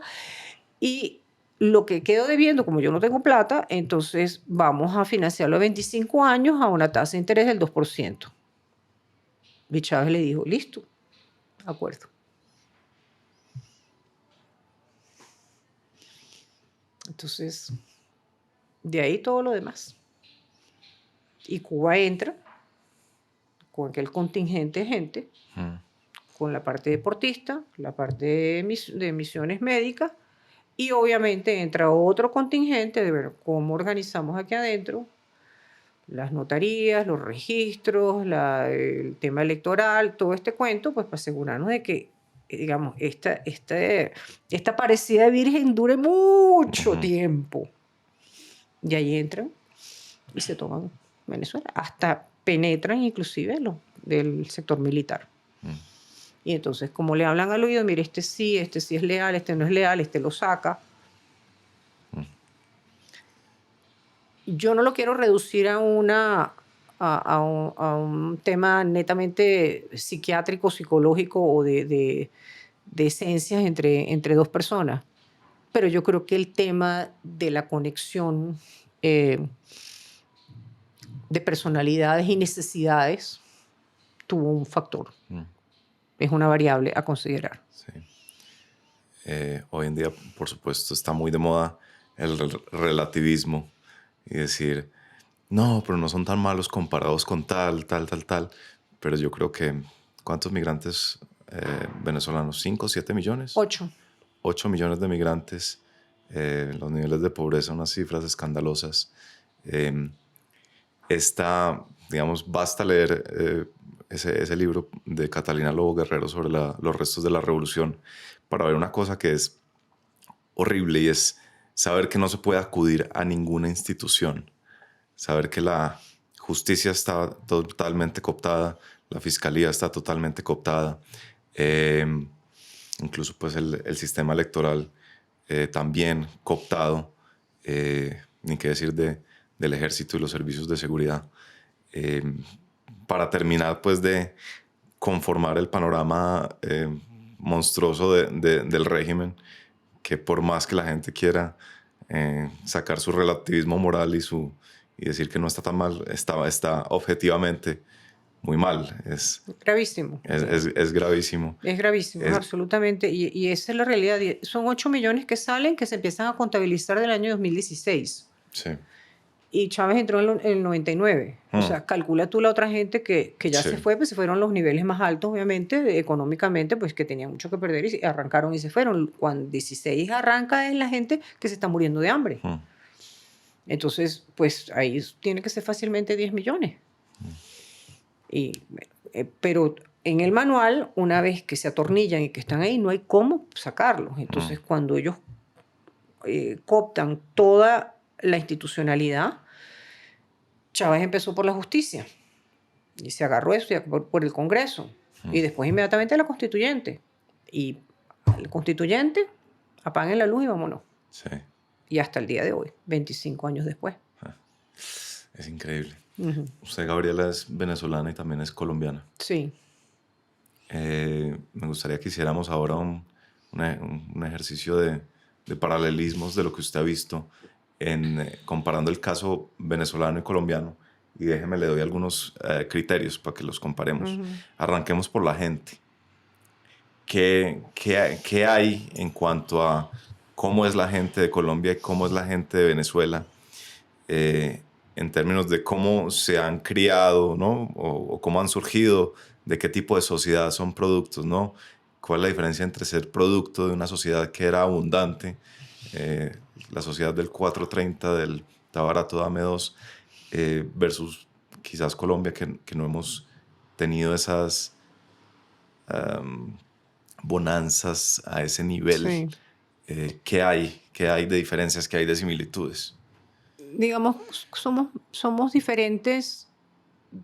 Yo creo que Colombia ha tenido como una trayectoria, desde el punto de vista de conglomerado humano, mucho más homogénea con todo el tema de la violencia. Pero desde el punto de vista de núcleo familiar, lo que uno oye o ve de los bisabuelos, los abuelos, los padres y todavía generación reciente, pues generación antes de millennial, son dos cosas que hay constante allí. El concepto de la importancia de la educación y el concepto de la importancia de tener trabajo. El trabajo dignifica. Y el trabajo tiene que ser algo que lo empodera a uno, lo dignifica. Por consiguiente, es importante tener oportunidades de trabajo. Eso se ve que clarísimo que viene, digamos, de generación en generación. No en el caso de Venezuela, porque cuando eso venía de la época de los 40, de los 30, que éramos el primer país del mundo que producía cacao, por ejemplo, y café, o sea, eso no existía. Todo eso desaparece con el tema petrolero. Y una vez que esto se convierte en una bonanza, entra el factor de la laxitud. Y estos preceptos pierden lo robusto que puede convertirse en el imaginario de cada hijo o nieto o bisnieto. Desaparece, es ya más dónde está la oportunidad del negocio, dónde puedo hacer una plata, unos reales rápido, cómo me beneficio y cómo logro asegurarme un bienestar, pero no con el concepto del trabajo sostenido.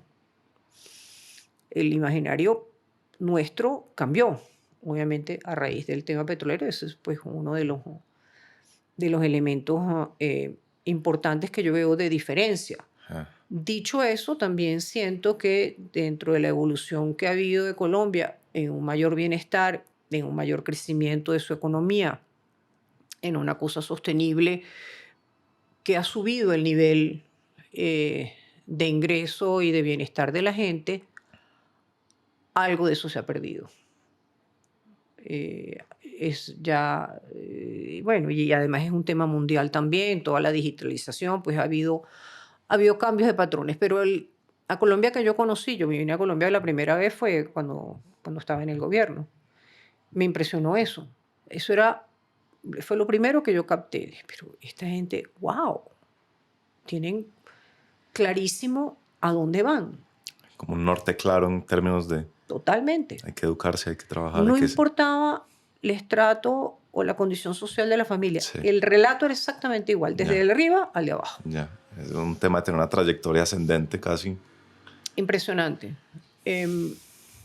También, pues, obviamente, cuando hay trabajo duro, cuando las cosas cuestan mucho, también hay una resiedumbre de la persona, de la condición, que es un poco distinta a la del venezolano. Entonces, en eso nosotros somos más espontáneos y más, en nuestro carácter somos como más livianos, donde, digamos, la reflexión es importante, pero no es trascendental, mientras que en aquel momento veía al colombiano mucho más cauto y más prevenido y más calculando las cosas fríamente. O sea, no llegaba y se entusiasmaba de la noche a la mañana sobre cualquier cosa, ¿no? Primero analicemos esto bien, desequemos esto bien. Y nosotros no. Porque hay gente que diría que quizás uno de los retos que tenemos los colombianos es que somos susceptibles a picos extremos de emocionalidad. Pasamos muy rápido a la euforia. Eso, por ejemplo, lo ve uno cuando compara cómo es salir de fiesta en una ciudad europea, no sé, Lisboa, cualquier cosa, versus salir de fiesta en Bogotá.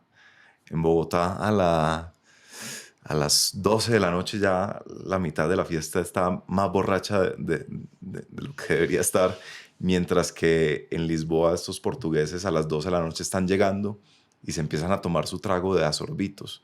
Nosotros, ellos no conocen, ellos conocen el amanecer porque llegan hasta allá, pero los colombianos conocen la euforia del pico, ¿no? De llegar a esos niveles de embriaguez. Sí. Y esto, pues, está hablando de trago, pero yo creo que es extendible a otros aspectos de nuestra vida. Es así, es así. Cuando uno, pero también a todo eso ha sido una evolución, obviamente, en los últimos años, pues con todo el tema de medios de comunicación, pero la Colombia del 89, 90, eh, y todavía, o sea, todavía para la gente, tú les planteas algo, entonces un momentico, Sí, vamos un a poquito. pensarlo. Sí, sí, Vamos a sí. pensarlo, vamos a analizarlo primero, miremos pros en contra. O sea, hay una cierta disciplina interna de que, bueno, miremos esto. Sí, es verdad.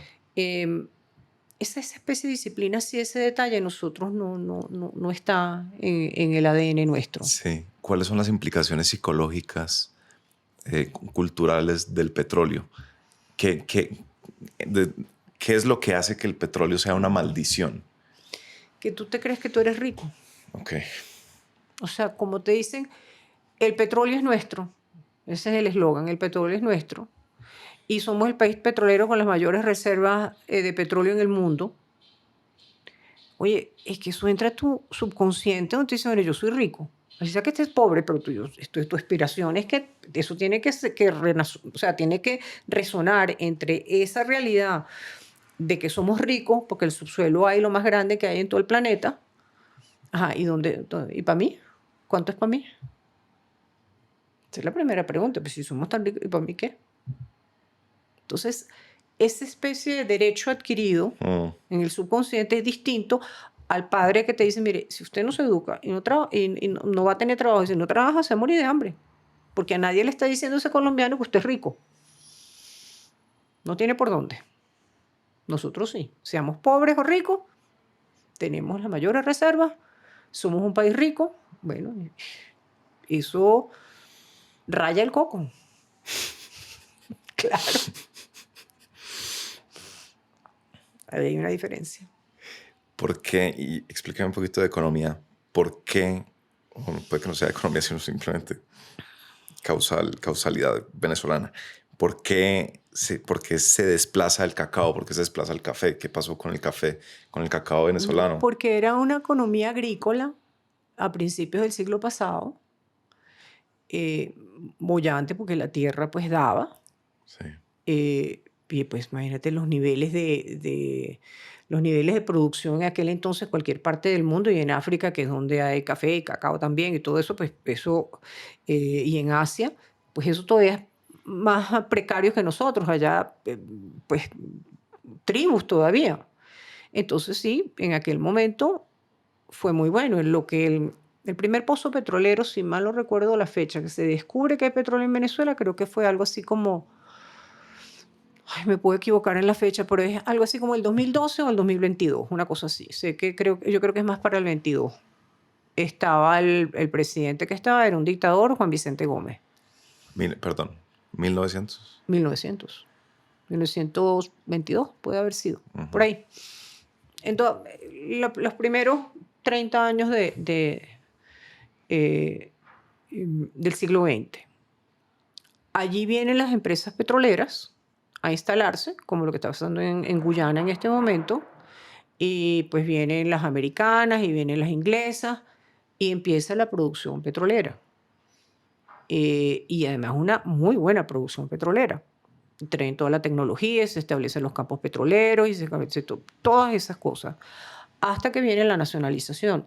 Pero en ese lapso de tiempo del 20 o del 30, cuando haya sido al 75 o 74, que fue la nacionalización, ya había un ingreso grande para Venezuela, producto de las regalías, y producto, obviamente, pues no solamente de las regalías, sino la parte del porcentaje de la ganancia que le tocaba, era como un mix a Venezuela. O sea que las arcas del país, pues aumentaron sustancialmente.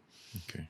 Al aumentar en esa forma, por un desequilibrio que hay de un ingreso tan grande que no se contaba, pues básicamente para el que está el campesino, que está en la tierra, labrando, esperando por la cosecha, pues deja de tener sentido. Y eso se mengua.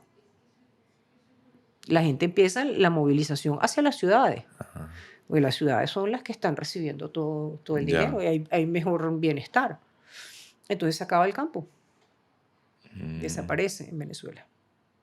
Ahora lo retomaron y entonces creo que en la parte de los Andes entonces tienen café y luego hay una parte en la parte central donde hay cacao, pero nunca en los niveles en aquel momento. Sí entiendo que es muy refinado, exquisito, es como una cepa espectacular, pero son cantidades pequeñas, pero ya con otro concepto. Para seguir hablando de la gente, el venezolano, en esto coincide mucha gente, es más internacional que el colombiano, es más cosmopolita en cierto sentido.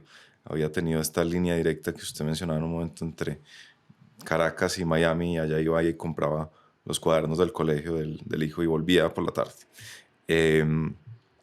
Estaba más asentado por fuera de Venezuela de lo que el colombiano está incluso hoy asentado por fuera de Colombia.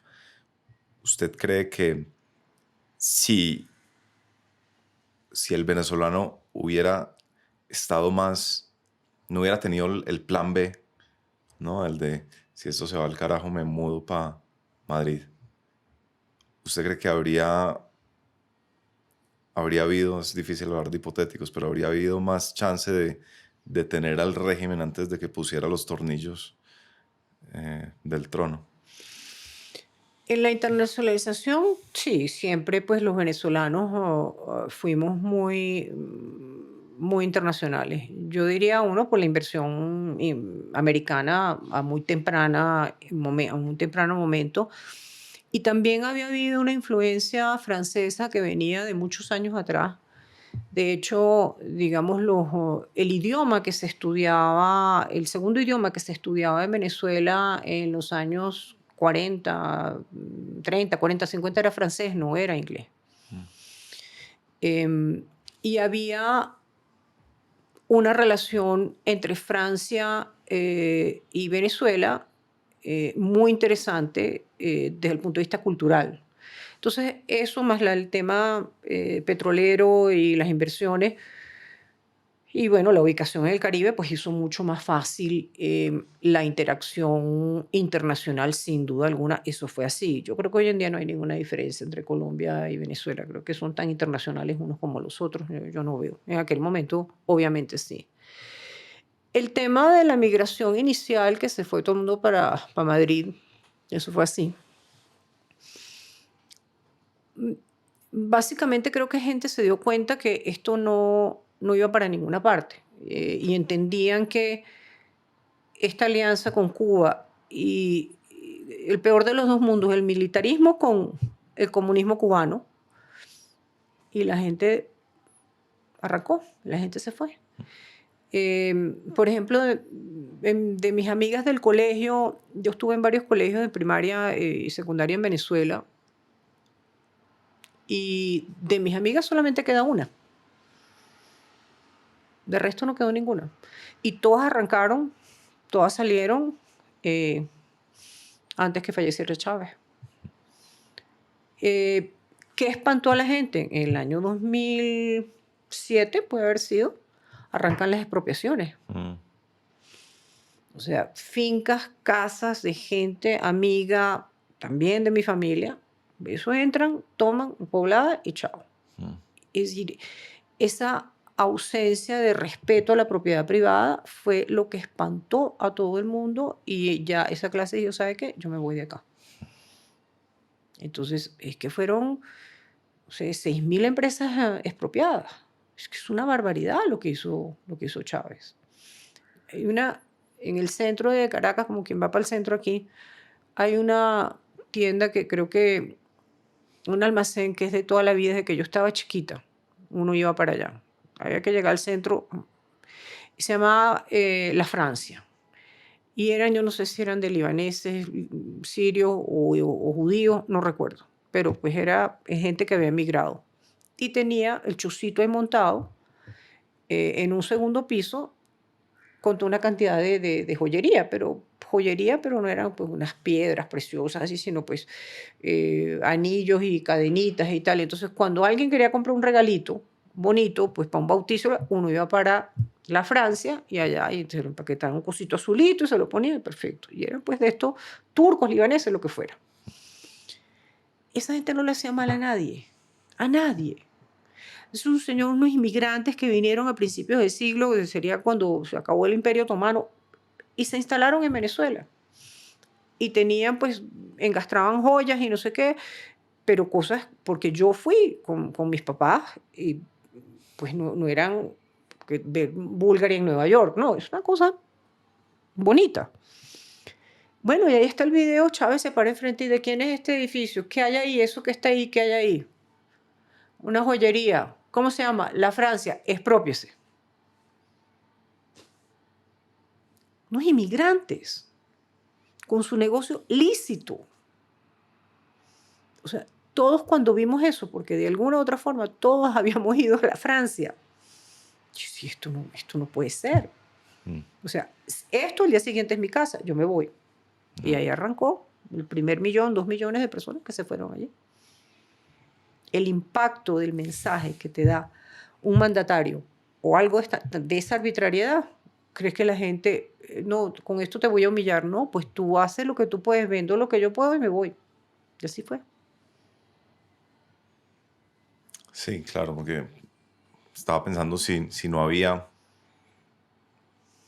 un momento en el que pudo haberse detenido la cosa, pero finalmente hubo un intento de golpe a Chávez, ¿no? También. Y entonces ahí estuvo el famoso Pedro el Breve.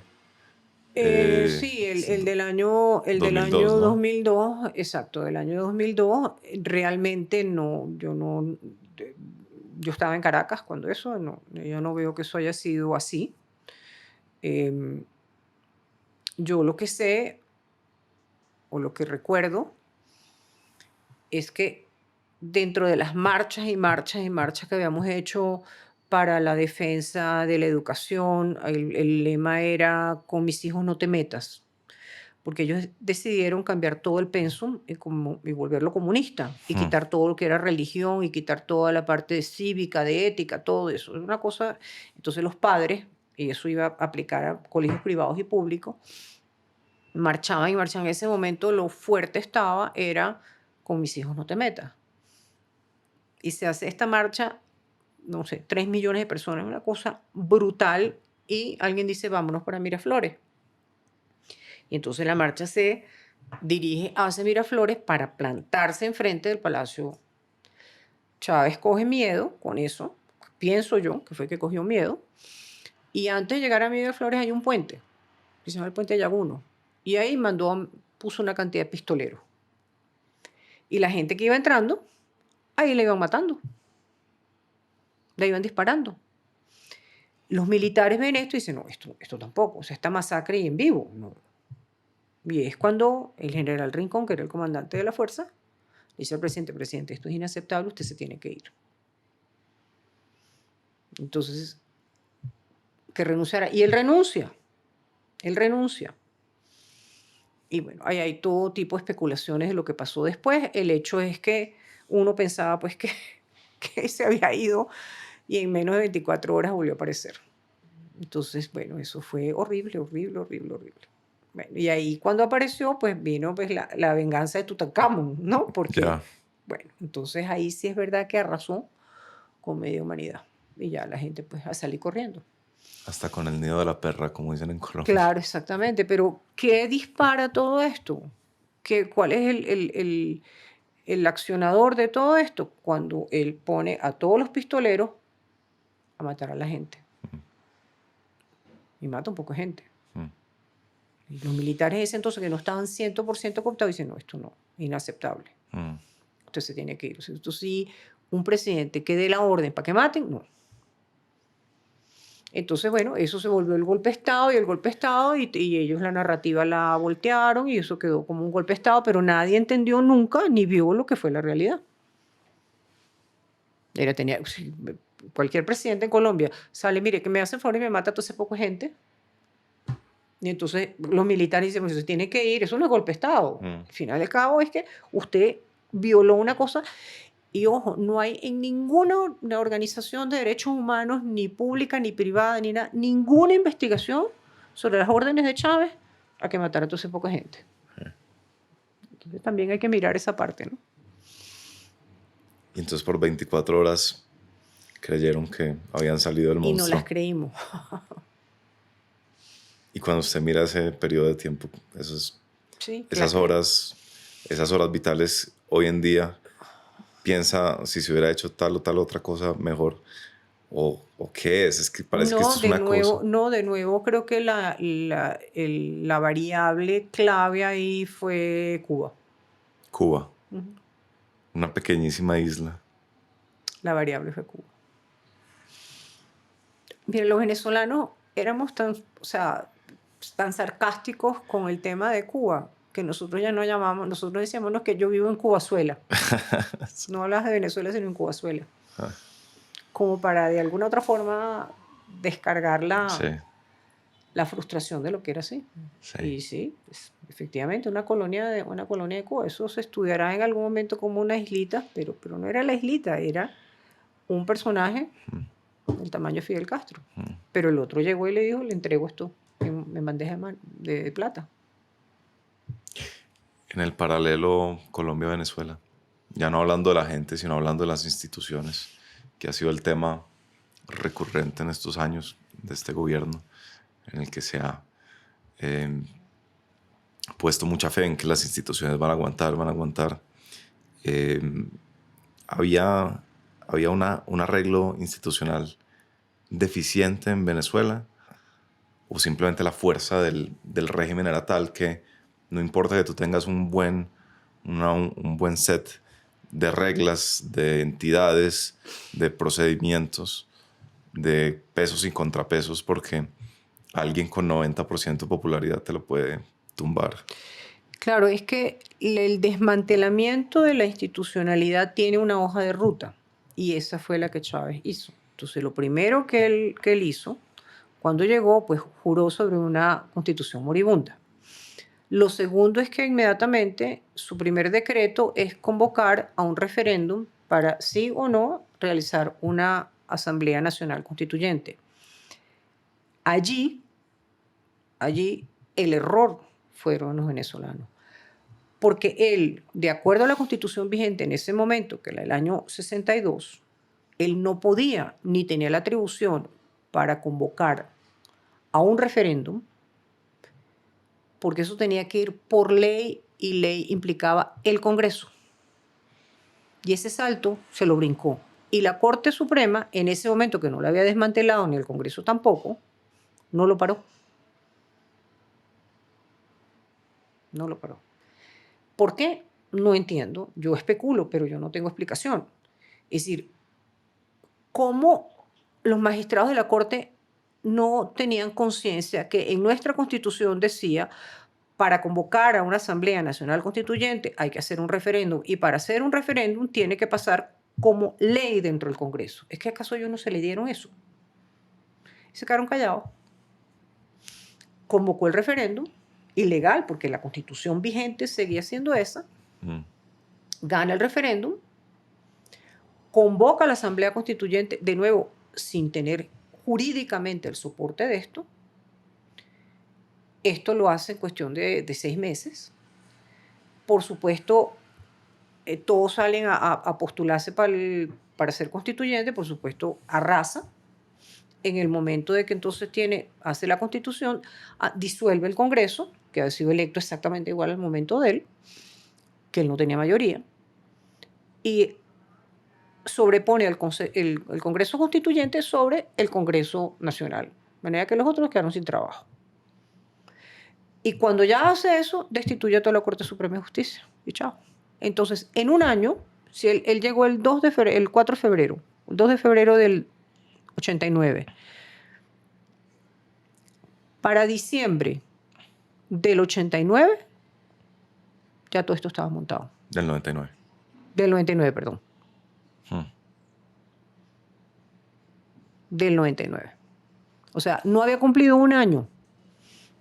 cuando se montó el 2 o 4 de febrero del 99, Sí. a 15 de diciembre, 15, me acuerdo clarito, 15 de diciembre del 99, él ya tenía todo controlado.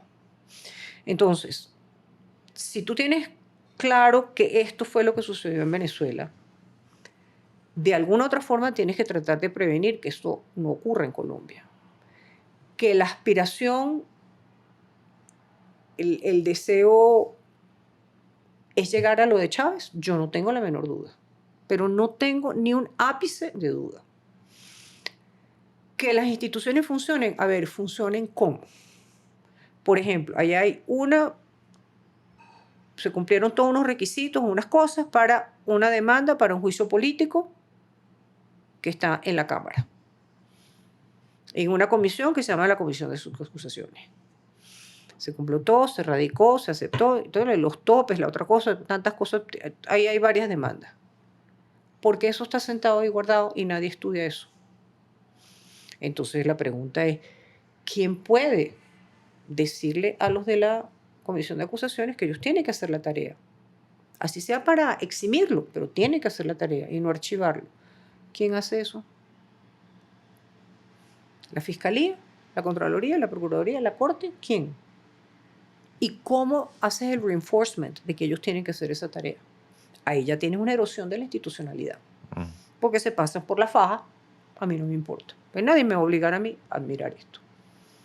Entonces, cuando tú sacas todo el problema de la reforma de la salud y te brincas las discusiones correspondientes en Cámara y en Senado y todo el proceso que está establecido y lo sacas y nadie dice nada, se parecen a la Corte Suprema nuestra. ¿Dónde está?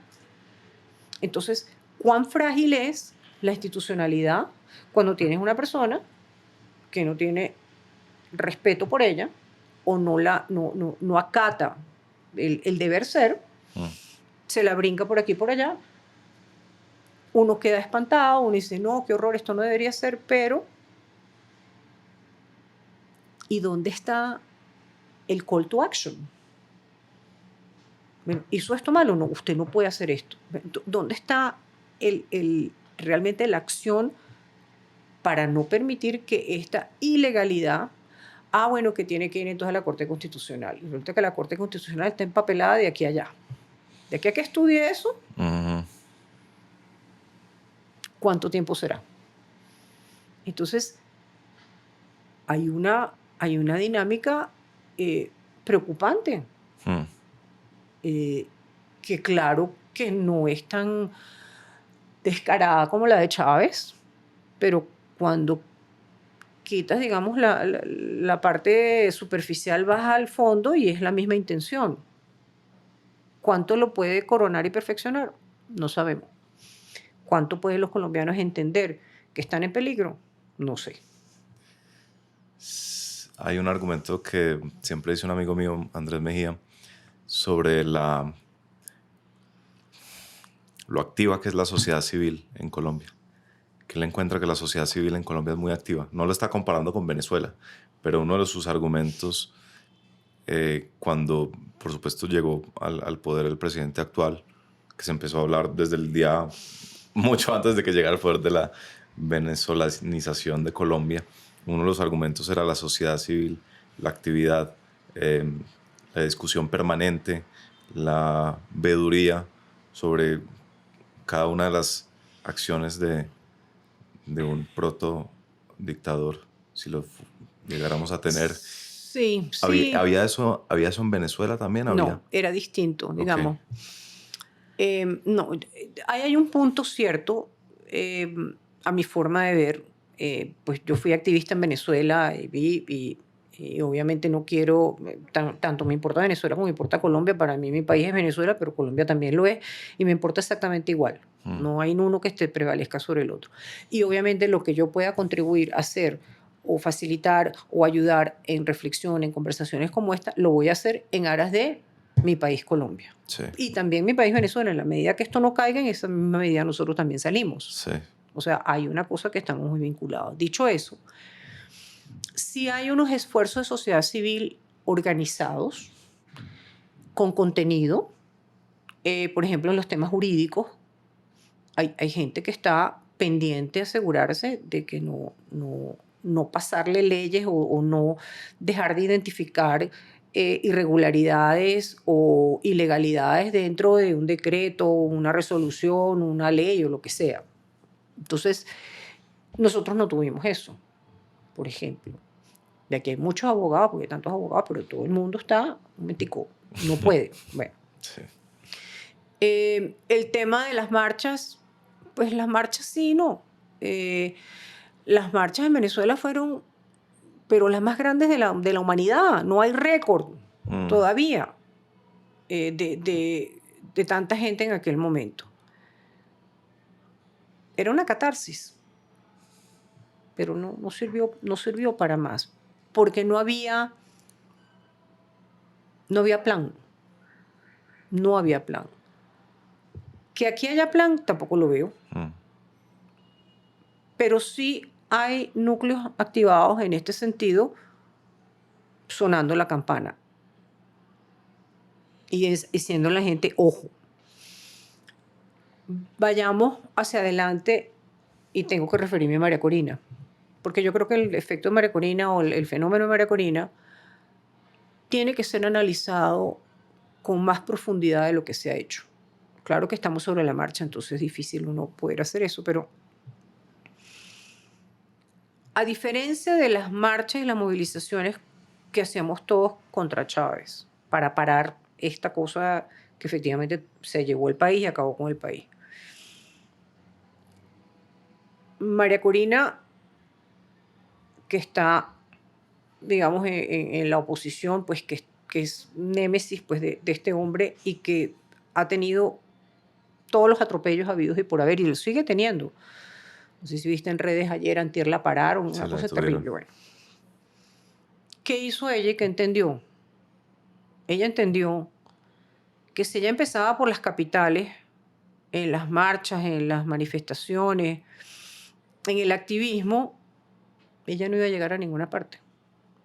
Que ella tenía que empezar del último rincón de Venezuela, el pueblito más apartado, pegado allá, no sé, a los Santanderes o a Bichada o lo que sea, por allá.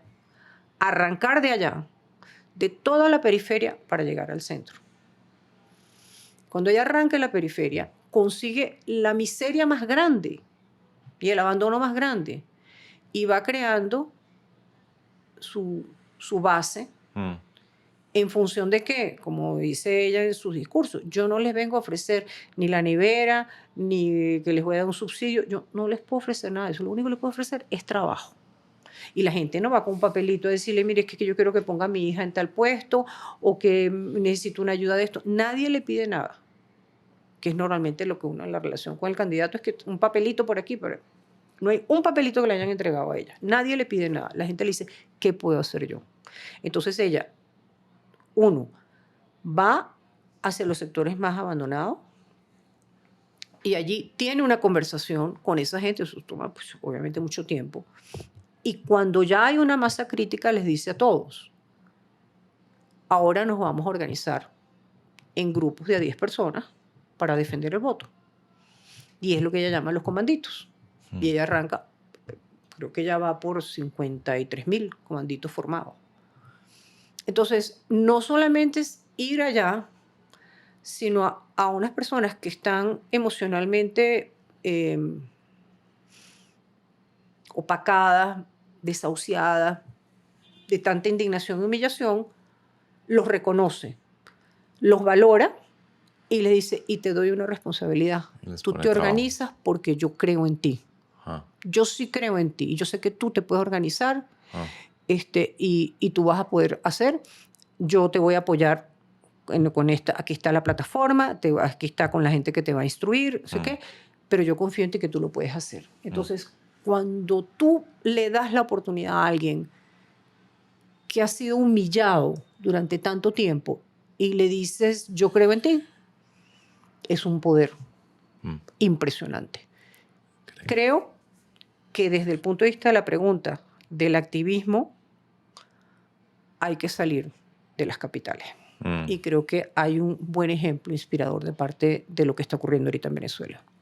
Ya para cerrar, Gabriela. Lecciones sobre la oposición. Desde afuera y con la ignorancia de quien no ha seguido la historia venezolana en los últimos 30 años, la única reacción posible, por lo menos la única reacción posible mía, es cómo es posible que no haya un acuerdo absolutamente sólido detrás de una sola persona. Y si ese es el caso así, por favor, corríjame. Porque estando uno frente a ese monstruo, lo mínimo que esperaría es algo de unidad de parte de los que se oponen. ¿En Venezuela? ¿O estamos hablando de Colombia? No, en Venezuela para No, traer y elecciones. la unidad la recogió María Corina. Cuando ya todo el mundo se dio cuenta que no podían con ella, que realmente era la persona, pues no les quedó más remedio. Por fuerza, no por convicción. Pero comprendieron que es que esto precede fracasos. Sí. El fracaso de Leopoldo. Yo me refiero a eso. El fracaso de Capriles, de otros que han estado allí. Y no es porque no hayan tratado, no les quiero desmeritar, porque pues Leopoldo estuvo preso. Es una cosa horrible lo que le pasó a Leopoldo. Y Leopoldo ha luchado hasta el final, pero pues no se dieron las circunstancias. Ahora, ¿cuál es la diferencia con María Corina? Que yo no voy a hacer la misma ruta de ellos, yo voy a hacer una ruta distinta y yo me voy. María Corina no puede montar en avión, como tú bien sabes. Esta tiene prohibida terminantemente, ya no puede agarrar una línea aérea para decir, bueno, yo quiero ir a San Antonio del Táchira. No, ella tiene que ir por carro. Y cuando va por carro le hacen todo lo imposible para tratar de no dejarla. Todos los demás, cuando iban a hacer campaña, todos iban en avión. Entonces hay una anécdota muy interesante de parte de Rómulo Betancourt, que en algún momento él hablaba que le daba miedo lo del avión, y es una anécdota, en aquel momento el primer presidente de Venezuela después de la dictadura de Pérez Jiménez, donde él rescataba y decía que muy buenos los aviones y muy bueno pero nunca nada lo iba a sustituir una trayectoria en carretera para uno poder hablar de tú a tú con la gente. Que eso era, y que así vinieran los cohetes y viniera todo, nunca iba a sustituir el 1 a 1 cuando uno se va por carretera. Bueno, y eso es lo que ha aprobado María Corina. Entonces, hoy en día toda la oposición está atrás de ella. Todos los partidos, todo lo que va, los movimientos, lo que sea. Obviamente ella es la cara visible del liderazgo de todo esto. ¿Qué va a pasar? Pues tendremos que esperar. No, yo no me atrevo, no va a ser fácil. Si el escenario es el peor de todos, de todas maneras yo creo que es el principio del fin. Y creo que visto y teniendo redes y conociendo y viendo el discurso y viendo lo que ella ha hecho y el tema de la veeduría electoral, y bueno, yo sé el territorio colombiano pues está más fraccionado que el de venezolano, pero el venezolano también está, pues yo creo que hay que hacer un ejercicio de miremos qué funcionó allá. No funcionó Leopoldo, no funcionó, pero esto sí funcionó, entonces miremos a ver qué podemos hacer. Pero sí tenemos que ponernos las pilas aquí. Toca ponerse las pilas porque si no, en un abrir y cerrar de ojos, se arrancan y se llevan al país. Pues Gabriela, muchas gracias por esto. Bueno, me alegro que te haya gustado y la verdad que me sentí cómoda pudiendo contar estas cosas pensando que puede ayudar a reflexionar a la gente. Al fin y al cabo, esa es la razón que más me motiva. Yo creo que así será. Gracias. Bien. Una última cosa antes de que se vayan. Ya sé lo que están pensando. Qué episodio tan increíble. ¿Saben qué más es increíble? El newsletter. Sale todos los jueves. Pueden recibirlo yendo a andresacevedo.substack.com o en el link de la descripción. Gracias por apoyar a Temporal, por verlo, por disfrutarlo, por gozárselo, por estar allá en sus camas viendo esto como si fuera un programa de televisión. Por alguna razón en esto hemos terminado. Pero bueno, enhorabuena. Hasta la próxima y moral arriba. Chao.